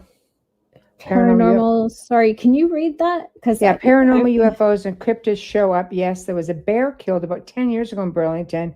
It was on CH News. Yeah, but was it native to Burlington, or did it somehow wander in from somewhere? Like on a boat. Hey, Burlington's surrounded by water, so I guess they make their way down. They can make their way over because I know they would have them in the east, like let's say Bancroft area, the Muskokas. But I mean, Burlington, we're just not that too busy. forested. It's too busy though. It's all city and it's busy and highways, like right in the middle of it. It would be hard. It would be really tough. Rough. Yeah. Like, sometimes you never know. Somebody could have brought a cub down from up north and tried to raise it as a pet, and then it was walking around. That happens a lot. You hear that on the news a lot. How do people have these snakes they're not supposed to have illegally, and then all of a sudden it's loose on the street? Like, come on. Mm-hmm. Yeah. Animals travel. Yeah. Hydro lines around. I can see one getting on a train. I can see one getting on a train. Think about how many times they're opened, when they're stopped up north. I know. They climb in and then come down. It's possible. That's highly possible. But it wouldn't be able to walk that 5 hours. I mean, it would have starved. All I know is, again, you go out near Bancroft area out that way. I mean, I guess it's possible, because I know like our family members like, oh, why do you want to go live on that property? Not really. Because I want to go live with Bigfoot. No, but just recently it was the border of the wildfires. You don't want to be there. Well, no. And it's not just that, but I mean, the area you're looking at, there's like 400 acres, 500 acres between the two properties there that backs on to government land and then backs on to, 20,000 acres or something like that of the provincial park? That's crazy. No, I'm okay, thanks. Provincial park like Yellowstone. Yeah. Yes, that kind of wild animals. Like your state parks is what it would be like. Exactly. That's where you'd find your bears. Wait, hard pass. You think? Yeah, for sure. Hard no. No. I know. Yeah. So I'm just like, I'm okay. I'm all down for the whole nature thing. I really am. I'm really down for the nature thing. However, with that being said, 20,000 hectares. Okay. Yeah, that's pretty big. But I love nature, and there's all kinds of stuff in those woods. Let me tell you, there is. I mean, there's a show out there that talks about the stuff that is in the woods. Oh my God. I know. There's a few of them. Yeah. And there's some pretty terrifying experiences. Yeah. So I don't know. And how do you have, I know people who have gardens, then they actually thrive really well around really dense forests, amazingly. So it makes you wonder, is it because, they have that energy that comes in from everything? Or the bigger ones are eating the little ones? Do good because I would think that that the wildlife would just be hoeing down on that in a big time, just eating. Not if Bigfoot's eating the bunnies. No, but if there was a garden there, I'm pretty much thinking it might be. The raccoons. I know. So this is a good question, Tamara. Tamara asked, my question is, why are the cryptids now showing up? Why are they pushed out of the forest population explosion? Sure. Yeah, I think so. There's too many houses here. I saw 2 coyotes today in broad daylight run in front of my car from a wooded area, and they went right into somebody's front lawn, and they were fearless. I stopped the car. I looked at them because usually they'll hightail it out. Yeah. They turned around and looked at me like, what you going to do about it? Oh, yeah. I have them in the back. Okay. They're so used to people, they will come at you. I'm so used to them being here. But true. It's true. I forgot what I was going to say. Jolly said magnetic confusion. Yeah. Apparently what happened to me just now. I know. Wayne has a question regarding our show last week. Last week? You're a bit behind. Okay. Were we talking? No. I know. Okay. Well, last week we had Barbara DeLong and so which Robert one, Sullivan. Wayne? Which show? You go ahead, you ask. We'll keep going along till you get your question up there. Okay. If I have a question. The pole changes are a problem. Tamara's seen coyotes downtown Burlington around 12 noon. Yeah, they're everywhere. Yeah. It was Reading an essence occupying the body. Do you know if the body is aware of the essence? Oh, that was with Barbara. That was a good one. That was a really good show. It was very interesting. She's so amazing. Okay, an essence occupying the body. Do you know if the body is aware of the essence? That's a good question. I don't know, because I don't know. The body lives and breathes. We sustain it, but do we actually? Okay, second part of the question. Or does the essence only occupy the body, and it's the essence speaking through the body? I would tend to. That's a great question. I would tend to think that, actually, this part of things, because, I mean, save that. Isn't she coming back for August? She's coming back in August. Save the question. No, I mean, I can only be hypothetical about it, because honestly, some people, like if you clone somebody, for example, or an animal, the animal still makes sounds. It still exists. It still lives life. Body. So I don't know. The next one. In my essence, there's the essence meat body. Yeah, and it's simply a hitchhiker. Now I want to know that. I'm going to have to say, Barbara, here's a question. Or Michelle's going to be like going through all her research tomorrow based on this. I know, because it's going to drive me. Why didn't you just ask me that? Like when you're sitting across the table from me, I could have probably tried to look at it. Dolly says your physical body can sense all sorts of energy. Oh, sorry. I'm sorry. I did. You got ahead there. Sorry. Okay. Yeah. All right. So go there. I'm just so happy I can read them on this side. That one I can't read because it's too high up. Right. Sorry. Okay. Go ahead.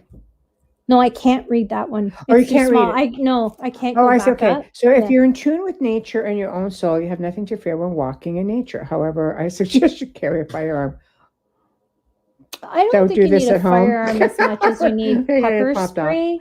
Your nervous system is well wired. Yeah. That you should have asked the guest today. We're so mean to Wayne. Not really. You're mean. Because I didn't have an answer. Pass the buck is what I say. You didn't even say, I don't know. You should have asked the guest. I know. So why did you ask the guest that? Because it was a really good question. So it wasn't to be like malicious. That is so funny. I know. It was a brilliant question. Like, you definitely should have asked. So, we'll have to ask. It's like that time he asked you something and you said, well, sometimes you're not meant to know. I'm like, you said what? I know. Okay, so what we're going to actually put a station ID, but what we're going to do, look, we have something brand new for you folks to listen to. Oh, have a listen. All right, everybody. It's time for you to get out and nominate your favorite podcasts. There's an amazing show I want you to consider for the People's Choice Podcast Awards. The Outer Realm in the category of Best Female Hosted Podcast.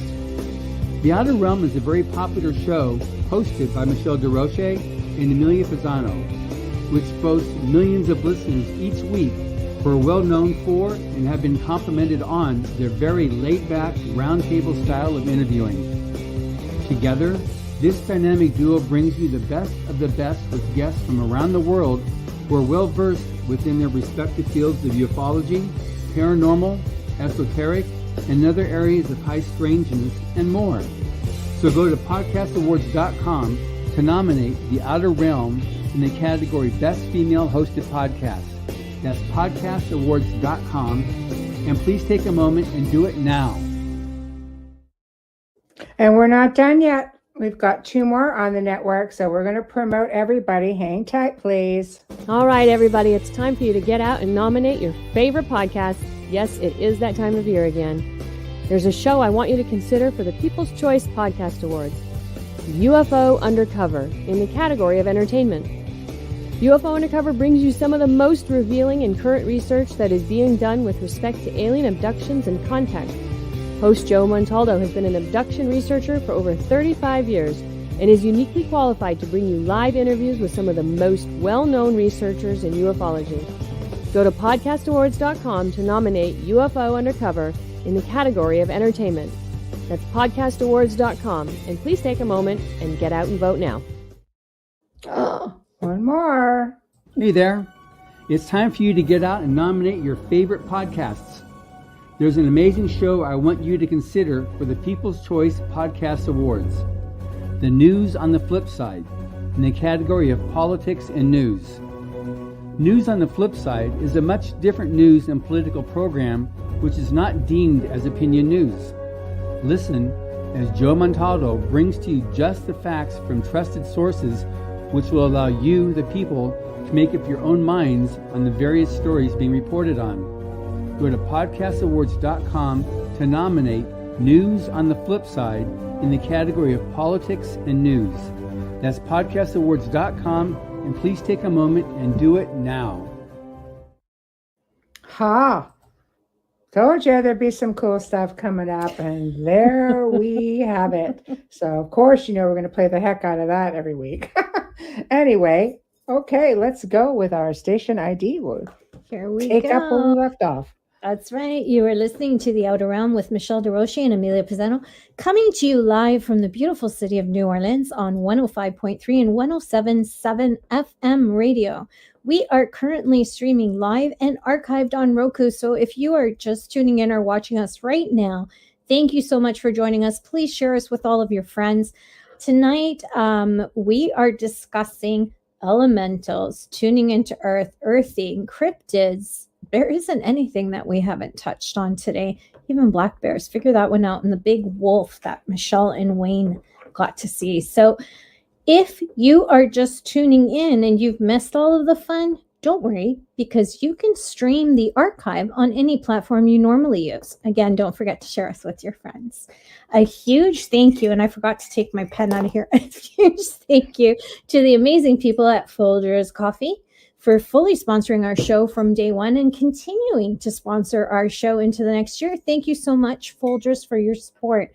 Shout out and a huge thank you for our intro and outro and lending his voice to Dr. Snick, the Sonic Surgeon, Justin Snicker, award-winning composer and musician. You can find his music on Amazon and Bandcamp. And don't forget to check him out on Facebook and Instagram, where he's daily dropping clips of his music for sampling. Now, if you are watching us on Facebook right this minute or on YouTube, please make sure to give us a like and subscribe, and don't forget to share. Back to Michelle. And big thank you to Steve McGinnis, who is, again, the artist behind our banners and our logo. So thank you, thank you, thank you. And for those just tuning in, expecting to see Jeff Olsner, technical difficulties, we will be rescheduling him, and disappointing it is, you have us. Yeah, we're lots of fun. Chat room is on fire, so let's kind of get back to that, and everybody join on in. Lots of fun, and we'd love to hear your stories. So going back to pick up where we left off, Dolly. Okay, yeah. So begin with the first question. Okay, yeah. So this is where we can pick up. Your consciousness is driving a great vehicle. It has sensors, light arrays, sense of smell, sight, everything in your body aids your consciousness in this dimension. Agreed.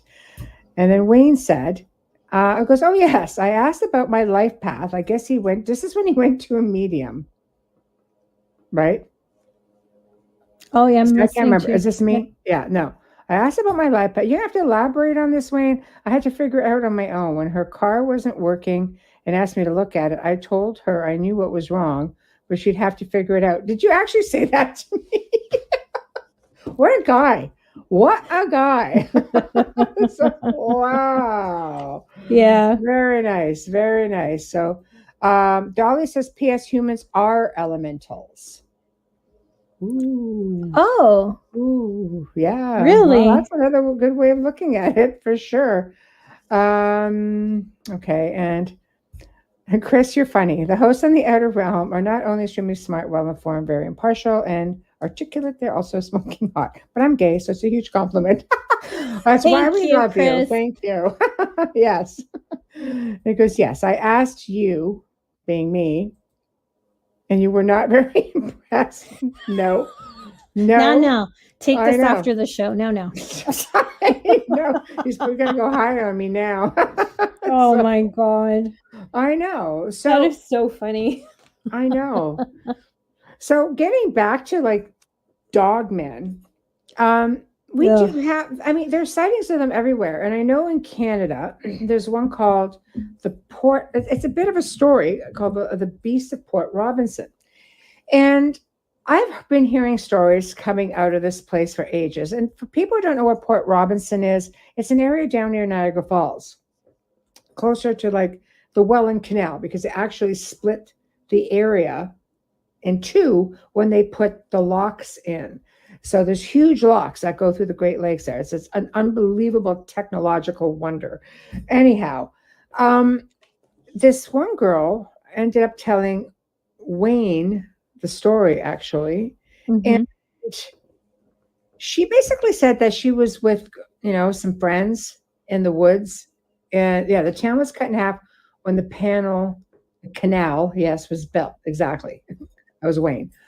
And Wayne, correct me if I'm wrong on the story, because it was told to you, but they were walking down the road and something big, like it looked like a werewolf, basically how it was described, started chasing them.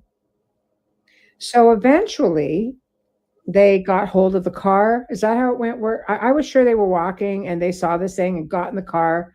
Okay, chased her car. All right. So I can't remember the story exactly. It's always hard to being that the third person. But the beast chased her car and the car was clawed up. Yes, I think it was her and her friend in the car. Okay. But if I'm not mistaken, when they got home and they found it clawed the next day, so this thing actually followed them home, which is creepy itself. Yeah. Yeah. Off driving. Yeah. So, well, I don't know. If it's a cryptid or anything, that would have a heightened sense of smell. Well, it's right? a dog. Dogs can. Yeah, and they can. Out, right? That's why you use bloodhounds for cadaver dogs. Sure. But, I don't know.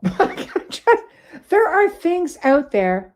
Okay, so this is shit. Okay, because they got home, locked themselves in the house, and the thing was sniffing around the doors and windows. See, again with the door sniffing thing. Yeah, I don't like that. That's disturbing. It makes me wonder if it's something interdimensional and not something that is here. And then I wonder, is it malevolent in the sense of demonic, not cryptid? If it's doing that, why is it pursuing? Is it because they're I have 1,000,001 questions now. I think we need to bring Ken Gerhard back, but I have 1,000,001 questions about that now. Or is it ET? Why would ET smell the door? Well, I mean, Dolly said that there are extraterrestrials that look like Anubis. Yes, Horus. But I mean, these are big. I mean, these are really big. Anubis, I look at Anubis as just being really, slim, trim, and just well kept. But these are big, smelly, mangy looking things. I don't know. I don't know, but there's obviously curiosity. And I remember when I was doing research for this family I was helping who had a sighting of this big, tall creature with the snout and the red eyes and the cloak. I started doing some research and I did not find a lot of stories about that within the region. The closest I could find was a story of a young man in the northern United States. And basically, he said he was trapped in his house for an entire night. And watched. There was more than one. He said there were like 3 or 4 of them. They circled his house all night. He said it never happened before and it never happened after. See, I got Adrian agreeing with me. Okay, want to get Thank you, Adrian. I kind of float on this theory, what Adrian is saying. When things act in a way that they show hate is a hard word, but hate humans, it makes me think more demonic, deranged at the very least. Yeah, I just wonder when you're following someone to that extent, Mm-hmm. That's something that we get rid of for people. You know what I mean? Like, yeah. But I do understand that point, but it could be just a crazy butt-headed ET. I mean, there's different types, right? We don't have the answers. What's your thought, Dolly? She says, man, what a message that might be. Yeah.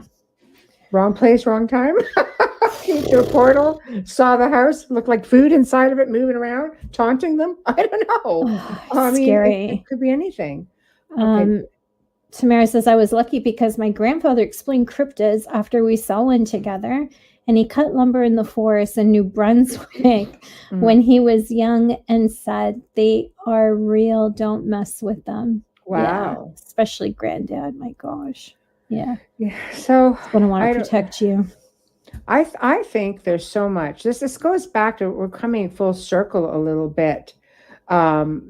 Maybe they do it for fun. I bet you.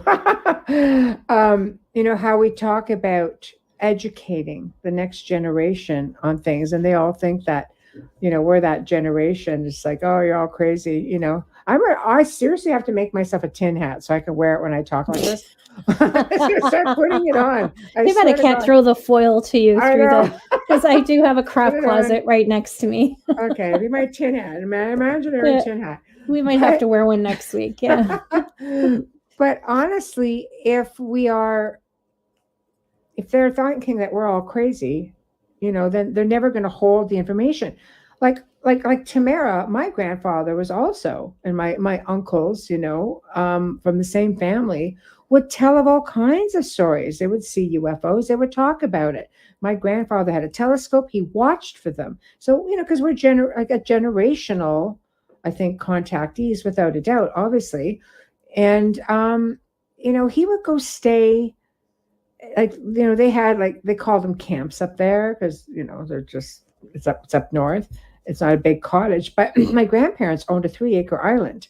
Cottages are supposed to be small. They had it to themselves. Yeah, exactly. But I'll tell you, he would go up there for months at a time by himself. And he would go off on excursions and leave the island and go up and into the woods. And I'd be just like, that's courageous. They would see all kinds of things, but we all sit there and just like, oh yeah, sure. I'm like, don't go to the woods. Okay, Mom. Okay, shut up. I'm just telling you for real. I'm laughing at Adrian right now, and you're seeing that at the same time. Okay, let's read Dolly's. If it's ET, they are protective of their people. What was that person up to? I don't know, but why would they be sniffing the door? No, that was at the other house. Oh. This is the one where the 16-year-old guy was in the house by himself. That's crazy. And they circled his house all night. He posted something. It was on the website, or just on some site that I found. And he's going, I'm really scared. Okay. I don't know what to do. They've been going all night, still going.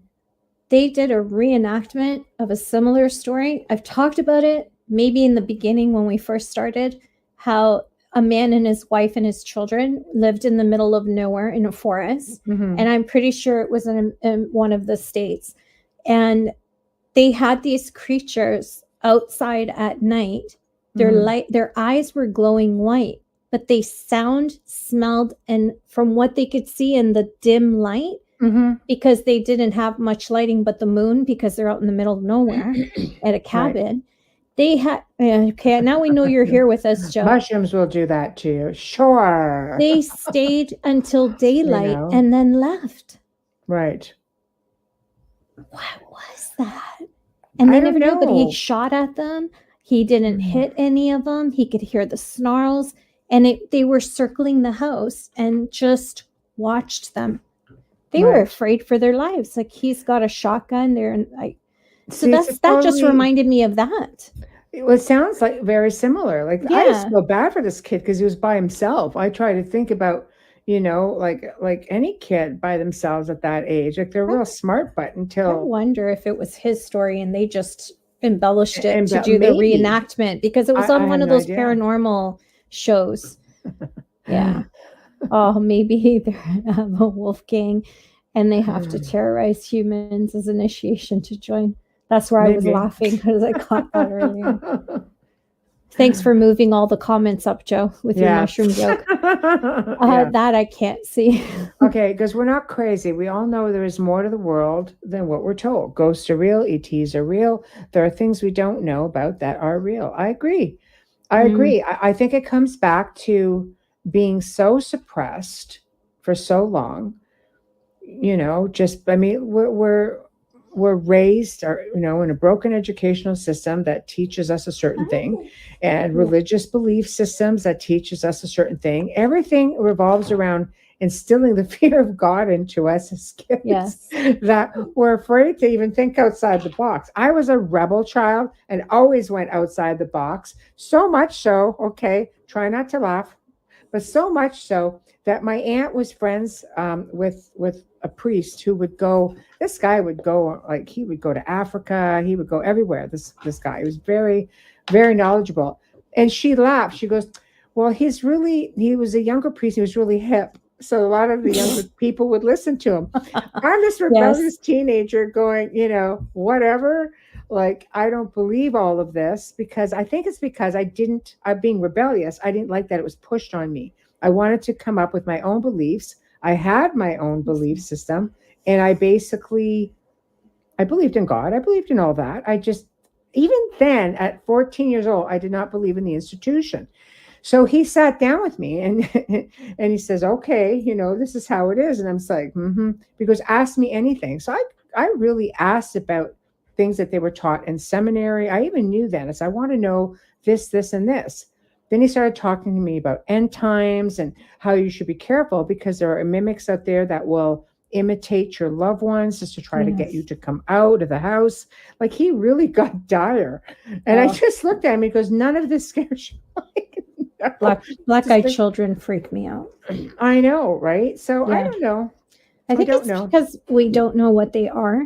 Nobody has a definitive answer. We've never had a guest on that their answers were never the same as any other guests that came on to speak of black-eyed children. Everything was always different, and it's so confusing. I think maybe you're dealing with extraterrestrials. I think so too. Now that we've had all these shows, I think so too. But in the beginning, I believed because of all these paranormal shows. I swear to God, Joe, I can see you down there, and I'm going to bring you right up on the screen. I don't know what he's doing, but you should. I know, right? I cannot repeat what I just saw. Picking on me. So, no, he's not. He's just hamming. But oh no! I'll tell you after the show. I just got myself tangled in my ear. So I don't know.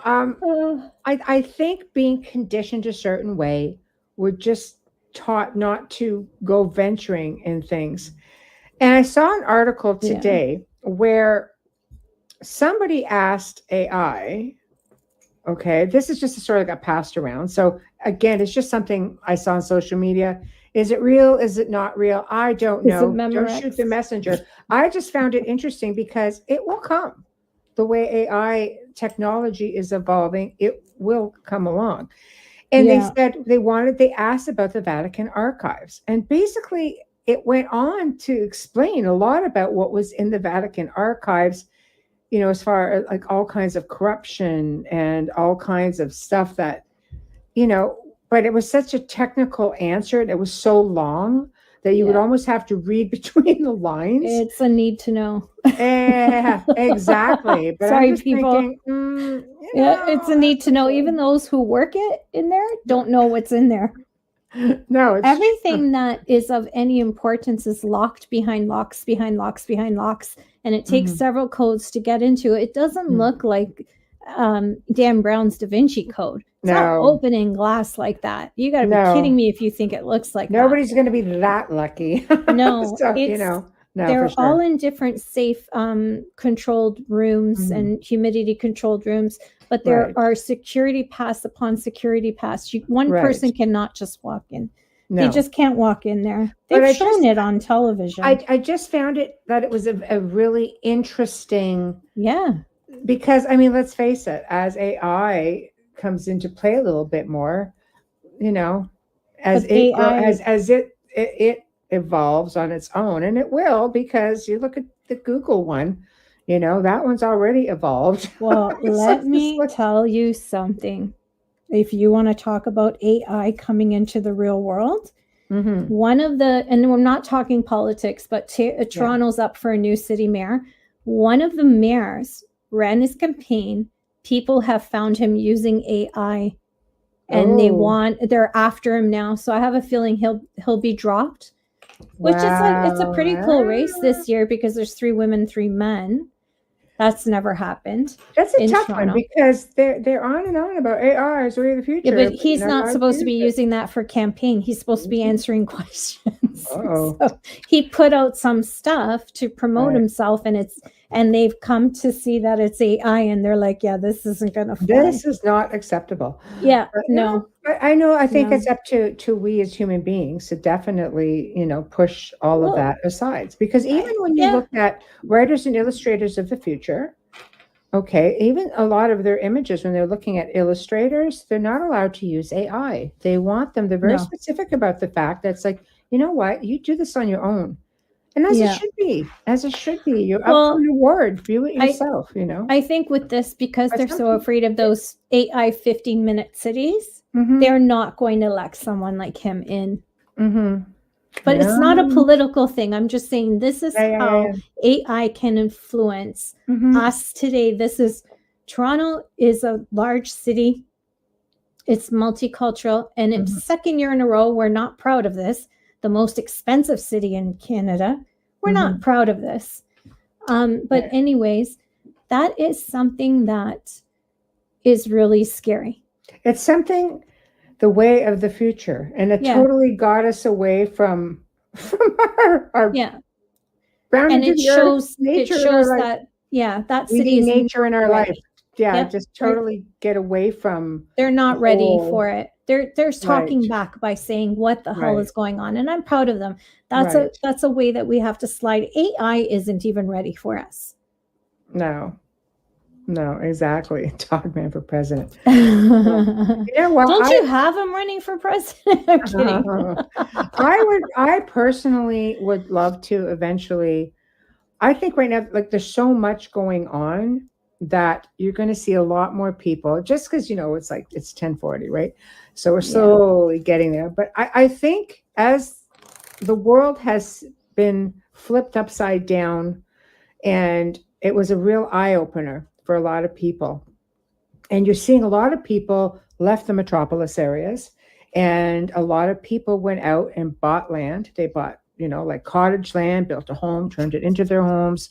Some people have gone off the grid.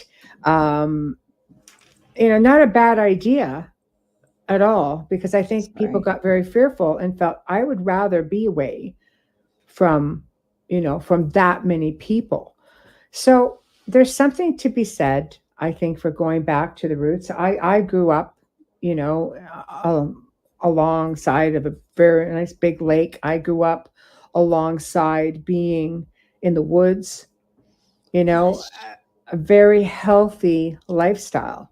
And I think eventually I would like to end up the same way, because as we evolve as people, I like to spend time in and around nature. I love, who'd have known that the trees could communicate with each other via a root system, this high degree of intelligence. I always laugh at people, or laugh at people who say, oh, it's funny when you say, go hug a tree. No, I mean it though. Oh, it's not funny. You do earthing, hug a tree. A tree will exchange its energy with you. Yeah. And you probably feel fantastic.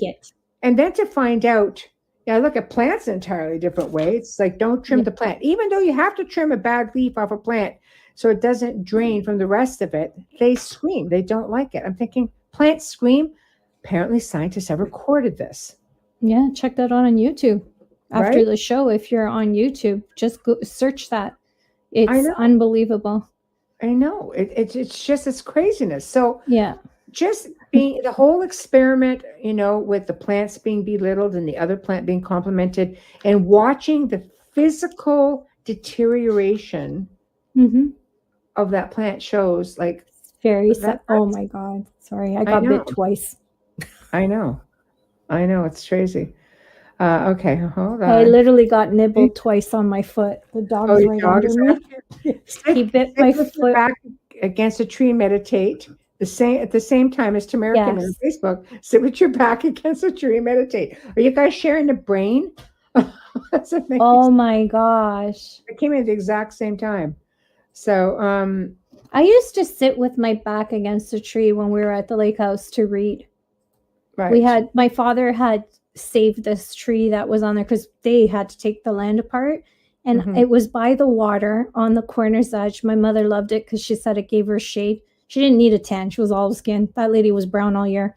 Right. And she would, she would read her magazines there, and I would, play in the water, and then I would come out and read my books with sitting on there.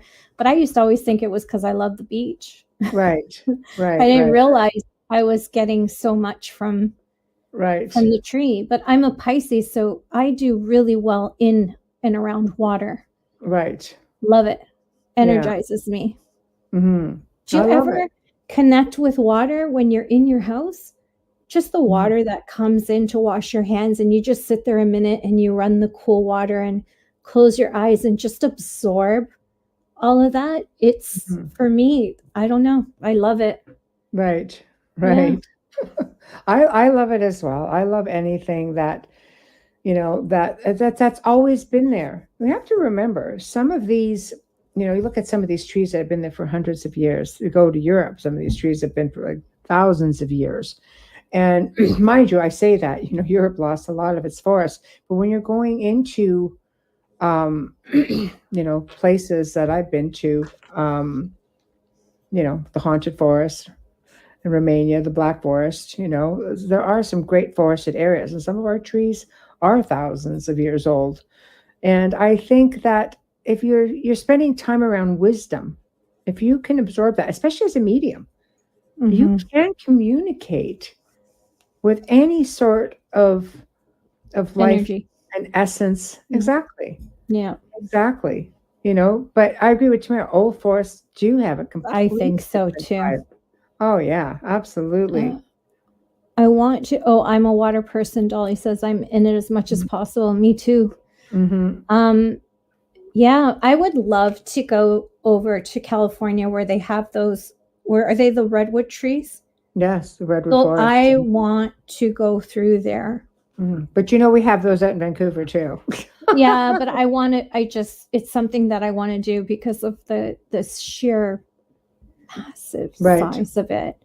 Yeah, isn't it? Same. Are they the same? Yeah, we have them out. No, but do they have like as large of a forest and as tall? Oh God, yeah, you can go. Well, then I can stay in Canada. BC, and they're like almost like walk right through them. They're just these big. You can drive a car through them. Yeah, I don't want to see cars through them. I want to see they're big enough that wide. Drive, okay, I literally took it literally. No, my antacid just twisted. I had to take an antacid. Right, yeah. It just. It's okay. It's okay. Yeah. Oh my gosh. But I think that somewhere along the lines, if we can just go back to the way it was like pre all the technology, like you look back to the time of Druids and pagans and the indigenous and pre-Ice Age. And these are people who lived in the forest, and they lived with the different beings that were there. You think to yourself, time of the Fae and I mean, the Druids talked about coexisting with Fae people all the time. And it wasn't until religion came in, Christianity came in, and they knew about the Fae, and the Fae would help people. They lived amongst people for hundreds, if not thousands of years, helping them, working and living side by side. Bring in religion, different belief system, trying to create a belief system. All of a sudden, they drove them underground. They drove them away. So you see, that just goes to show you, even going back 1,000, 2,000 years ago, all of this changed, and it shouldn't have. It shouldn't have, because these were people who lived with and worked and coexisted with people from the woods, people with who they just enjoyed the planet for what it was. They drew from Chris. Okay, we're going to go back right here. Okay. Druids lived with the Fae and worked with the elements. Absolutely. Yes. Absolutely. And that came to us sneaky. They can be. And yes, they will. Because they lost trust. They lost trust of humans. It wasn't always like that at all. Yeah. And I think it's sad that it came to that because a new belief system came into play. And that's what made it really, it's not right because Druids, pagans, it's all about the earth. It's all about nature and the elements, all of it, and of course they just drove a lot of these people out. So I think when push comes to shove, there are ways, and maybe, I'll leave it here. Maybe it's time that we start going back to old belief systems and really start to embrace nature and embrace, all of the otherworldly elements that have always been a part of antiquity and ancient cultures before, the last, probably a few hundred years now, right? They're disconnected from man now. They are. Absolutely. They don't trust man. I don't blame them. No, I don't blame them. There's a lot of people that don't trust man. But yeah. But again, so are we dealing with I'll have to say, I don't want to say extraterrestrial because they're not. There are terrestrial beings that may have been here long before us, and did they come from the stars? Were they part of inner Earth? Very possibly. So, what? It's gonna be one of those nights, is it? All right, Mr. Man. Write down all your questions and wait till she gets off air. Oh yeah, someone's getting fixed. So maybe we just leave it there and pick it up next week because I'm going to officially do our outro right now, and we're going to talk. I'll tell what's going on next week.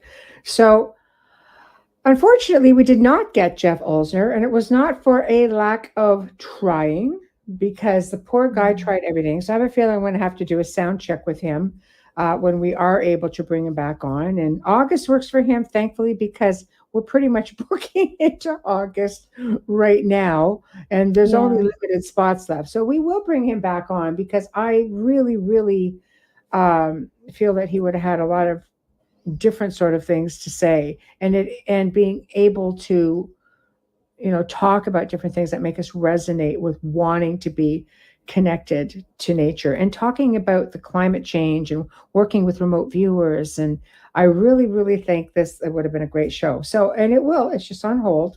So unfortunately, it was not to be said and taken care of tonight. Boo. Yeah. Anyway. Sad.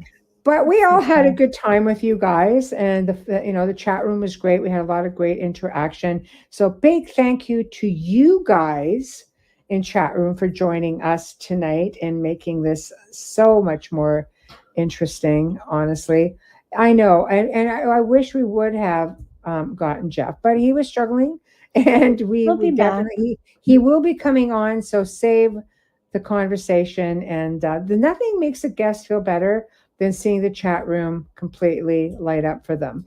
So let's just hold that thought, and we'll pick it up when he does join us. So big thank you to Folgers Coffee for sponsoring tonight's show. Tonight, every night, every week. And I think we're going into year 3 or 4 with them. Just thank you, thank you, thank you. We love and appreciate you so very much. And big thank you to Justin Snicker, aka Dr. Snick, the Sonic Surgeon, for his contribution of his time, his voice, and his music for our intro that you guys hear. Big thank you to Steve McGinnis for the artwork that he's provided to us. We appreciate you all so very much. Next week, we're going to be having Mark Ollie come back on, all in the UK. And if my memory serves me right, don't quote me on it, but if memory serves me right, we're going to be discussing the real Robin Hood and the connection to Templars. You know how I love to talk about Templars. And Thursday night, we are having another parlay, just like this, but a planned one. It was planned, yes. It was a planned one, I know. So we just got to improvise tonight, but we're going to have a planned one. And that'll be fun. So just get everything, whatever you want to talk about. We're just going to throw it out there. We're going to have a mix of things. And we're going to, put some stuff together ourselves, as we always do. And if somebody wants to come on and join us for a few minutes and, you have a really cool story to tell, that would be the time, people. You know how many times people say to us, wow, I'd love to come on and tell my story, quick story. Well, when we have these nights, it's just the two of us, and you have a story that, you really want to talk about and get it out there and answer questions about it, that would be a really good time. So yeah, we don't have a phone. Yeah, we know we don't take calls. No. For many good reasons, too. Let me tell you, that's another night. Good reasons. But we can send you a link. So if this is something that you want to do, I'm going to put up our contact for the show right here. So just email us and say, yes, I'd like to. I mean, it may only be about 15 minutes because, unless it's like, a really detailed thing, then we're always happy to go there. But we also need to have contact information to send out the link, because we don't send the soundboard link out to the airways for obvious reasons. So we would have to pre-plan this. Okay. So anyway, think about that. So that is going to be next week.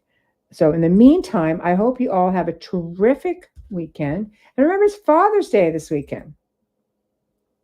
Be nice to your pappy. Yeah, don't forget them. Give them a call. I don't have mine anymore, so I know.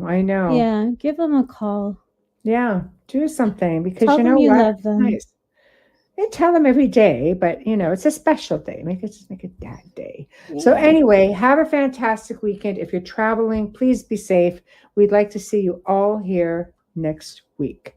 Okay. And yeah, exactly what Tamara said. Happy Father's Day weekend, everyone. Yeah. Exactly. Okay, guys. Love you all. We'll see you all next week.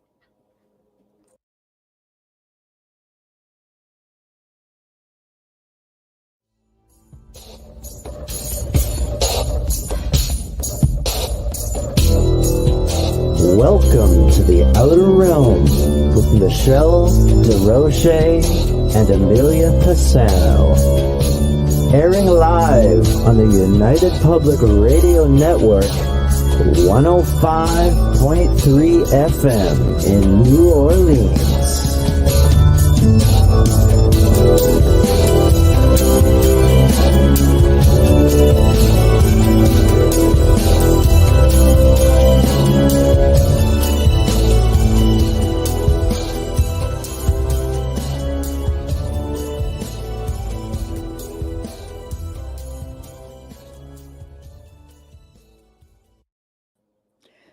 Good evening, everyone. Welcome to the Wednesday night segment of The Outer Realm. We're broadcasting live on the United Public Radio Network, UFO Paranormal Radio Network, 105.3 and 107.7 FM from the beautiful city of New Orleans. We're fully sponsored by the amazing people over at Folgers Coffee, who have been a part of our journey for years now. So thank you, Folgers. We love you, and it would not be the same without you. So thank you.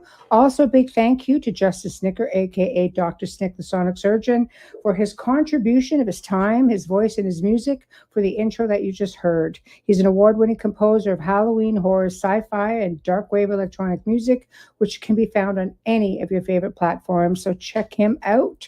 Also, big thank you to Steve McGinnis, the artist behind the banners and logos here at the Outer Realm. Check him out on Facebook and Instagram. He also specializes in the horror genre, of course, and can do any commission piece. He's not limited to that, of course. He's a fantastic artist. So again, check him out. So tonight, Amelia is with me, just saying. I'm waving. Here. She's an audio only. She's a little bit under the weather, so nobody wants to see me right now. Yeah, you'll hear her every now and then. She'll just hear this little voice come out of the ether and just just out there. So anyway, she's there. So anyway, guys, it's that time of year again that we have been nominated for a People's Choice Podcast Awards for Best Female Hosts. So you're going to be seeing a lot of stuff coming up on the network over the next few weeks. And as the information unfolds for voting, we'll be pleading with you at that point. But anyway, just a heads up. So tonight we welcome the return of our dear friend and I would say frequent flyer guest, because we just love him to death, Preston Dennett. And he's going to be discussing his book, Human Levitation, A True History and How-To Guide. I'm exceptionally, or extremely, should I say, I'm exceptionally excited to hear about it, but I'm extremely interested in the how-to part of it. That could be dangerous. I'm already like a pretty aggressive driver. I can't imagine me as a flyer. So, I know, imagine. Anyway, without further ado, Preston. Hey, Michelle. Hi, Neela. Hi. I know. Look really, really closely. Way down. And my red eyes. I have really bad eye infection, and I didn't think that was something I should be showing anyone. But tomorrow should be better. Tomorrow should be better on my second day of antibiotic drops. So I should be coming at you with my big mouth tomorrow on screen. Well, sending you healing energy. Thank you. It's something I lived through. We've been through this before, Michelle and I, unfortunately. It's the dog's fault. This time it was the dog's fault. I said to her in a text today, I don't remember if I told you yesterday when we were working, but I've got two really bloody eyes and they're so red that my irises look like Christmas green. I said, it's just so bad. But I said to her, I really think that when they sent me back to Earth, they thought, give her every issue imaginable and see how she fares. Seriously, you're doing all right. Back and said, make her allergic to every opiate so she can never get better. Make her allergic to penicillin. Give her pink eye every once in a while. Keep her on her toes. You're small, but you're mean and you're good. Yeah. Don't let her ever be allowed to take a leave or Motrin. It's like, really? But anyways, you're about the size of the little Buddha belly. I'm a little taller than him. I know. I'm a little taller than him. I like to rub his belly in case it's like the Buddha. You can make a wish. You know, it's so funny because I always say that's a backwards teddy bear. I know. When I saw that pattern, but yeah. So anyway, Preston, how are you? I'm doing good. Yeah, I'm doing really good. Yeah, long time no see since Monday. Right? There we go. Put this up. This is why people, Preston Dennett, Dolly Saffron, have their own show here on the network every Monday night, 9 to 11 p.m. Eastern. So you guys have to come and check them out because it really, it's an incredible show. So mark your calendars because it's going to be really, every Monday nights you guys have a great guest, but it's going to be really interesting next week. So there you go. Cool. And Michael sends his regards. Aw, very cool. There we go. Excellent. So tonight, what do you have for us? The whole human levitation thing. How to guide. I'm so excited about this because honestly, I don't get a whole lot of opportunities to talk about it for whatever reason. I don't know. But it's really special to me.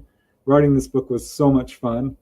And I got interested in it because we had a family friend who had this experience. Wow.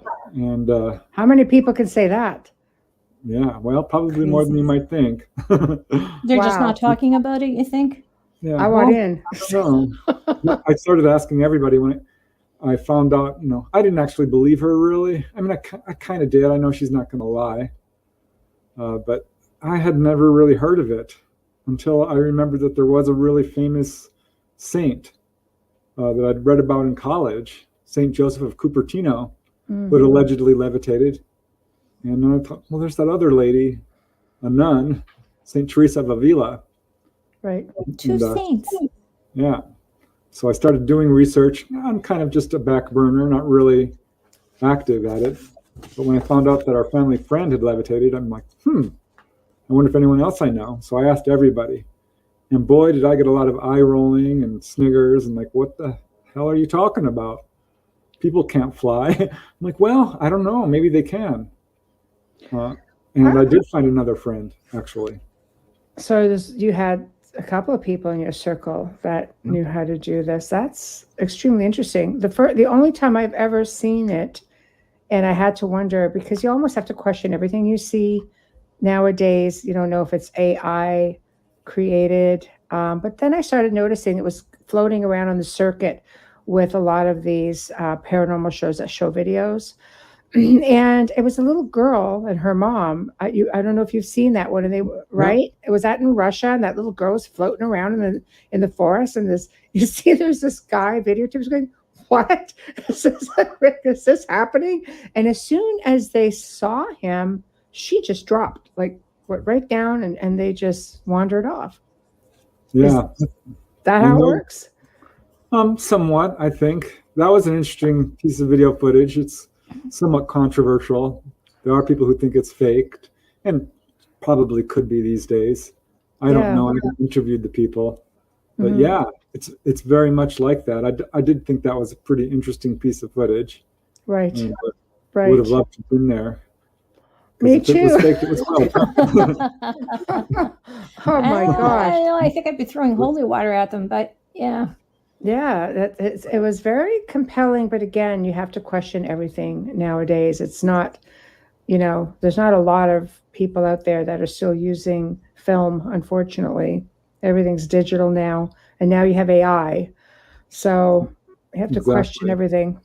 But there are some good pieces of footage, which I'm going to put up some pictures at some point, because you gave me the control to do that. I'm giving you the control. Whenever you're ready to go, we're with you. We'll follow along. Well, let me just show the book real quick. Okay, beautiful. Wow. There it is.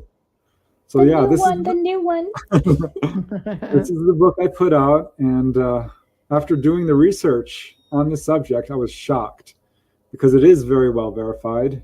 It appears in all cultures, pretty much across the planet. I found over 300 cases. There have been other books on this subject, but they're few and far between and hard to find. And there hadn't been a major study in almost 100 years. So I thought, now's the time to sort of dig into this. And yeah, it appears in all cultures. It's interpreted differently. It's approached differently.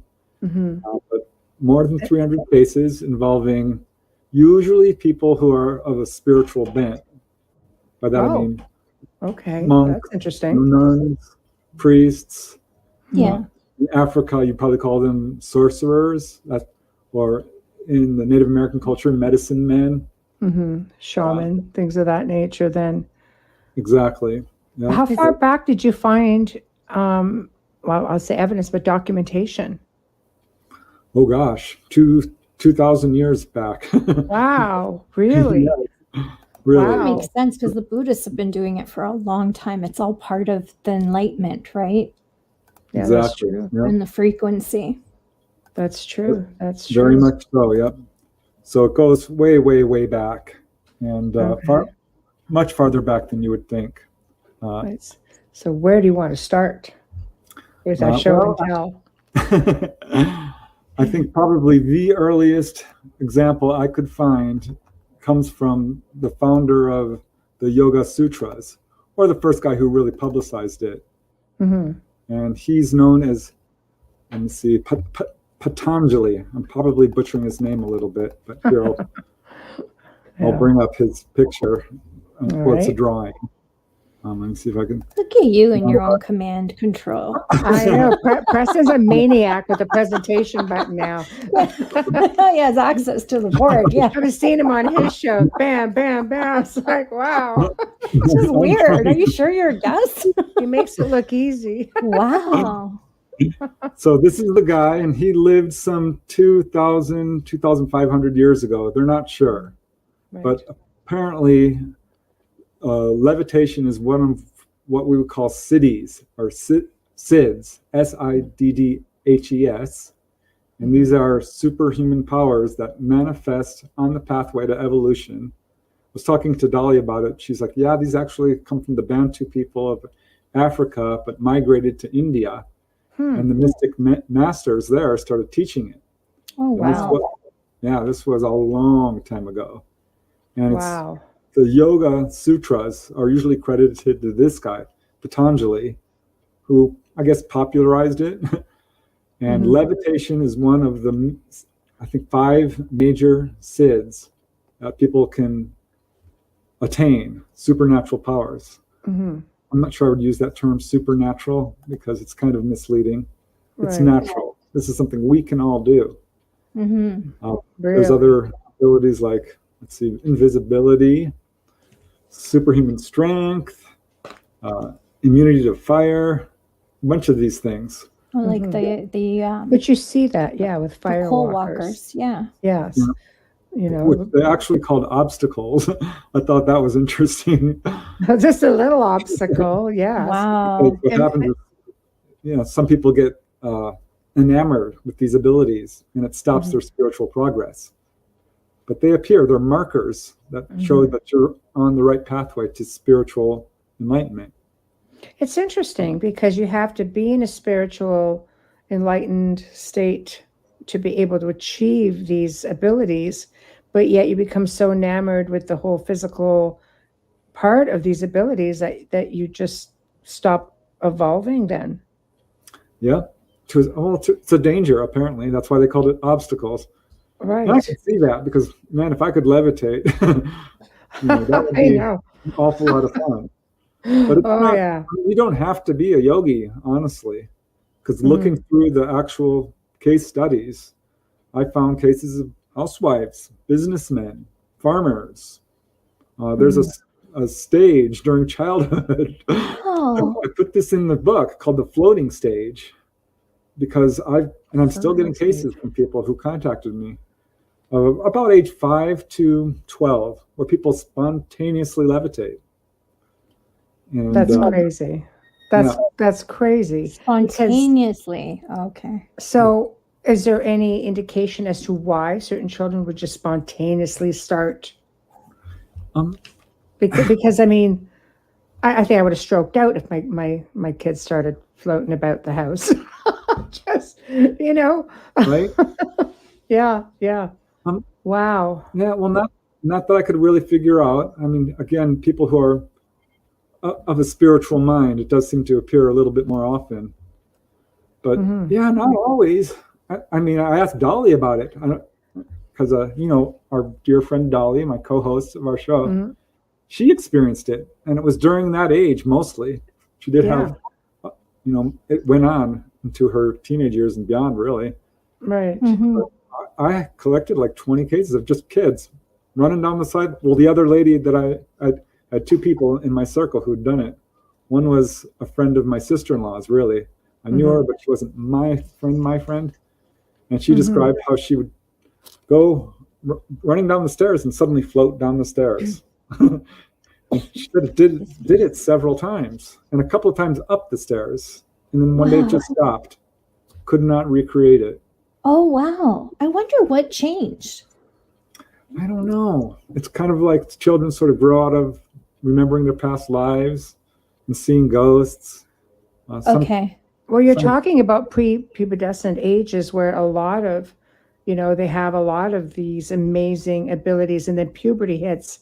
And then all of a sudden, it's like some children do lose their ability as, their mediumship, I guess. Exactly. I wonder if it's the same idea. Well, it's connected to this because after studying all the accounts, I think there's no real qualitative difference between different accounts, but I found 7 different categories of levitation. And I think you can break them down into that. And one would be ecstatic levitation. And that's usually the nuns and monks who are praying to Jesus or God or reach a trance state of what they would call ecstasy. Like raising of their vibration so high. And boom, they would just float up. This is what would happen to St. Joseph of Cupertino, St. Teresa of Avila. So that's one category. And really when it really started to get noticed was in Europe in the Middle Ages.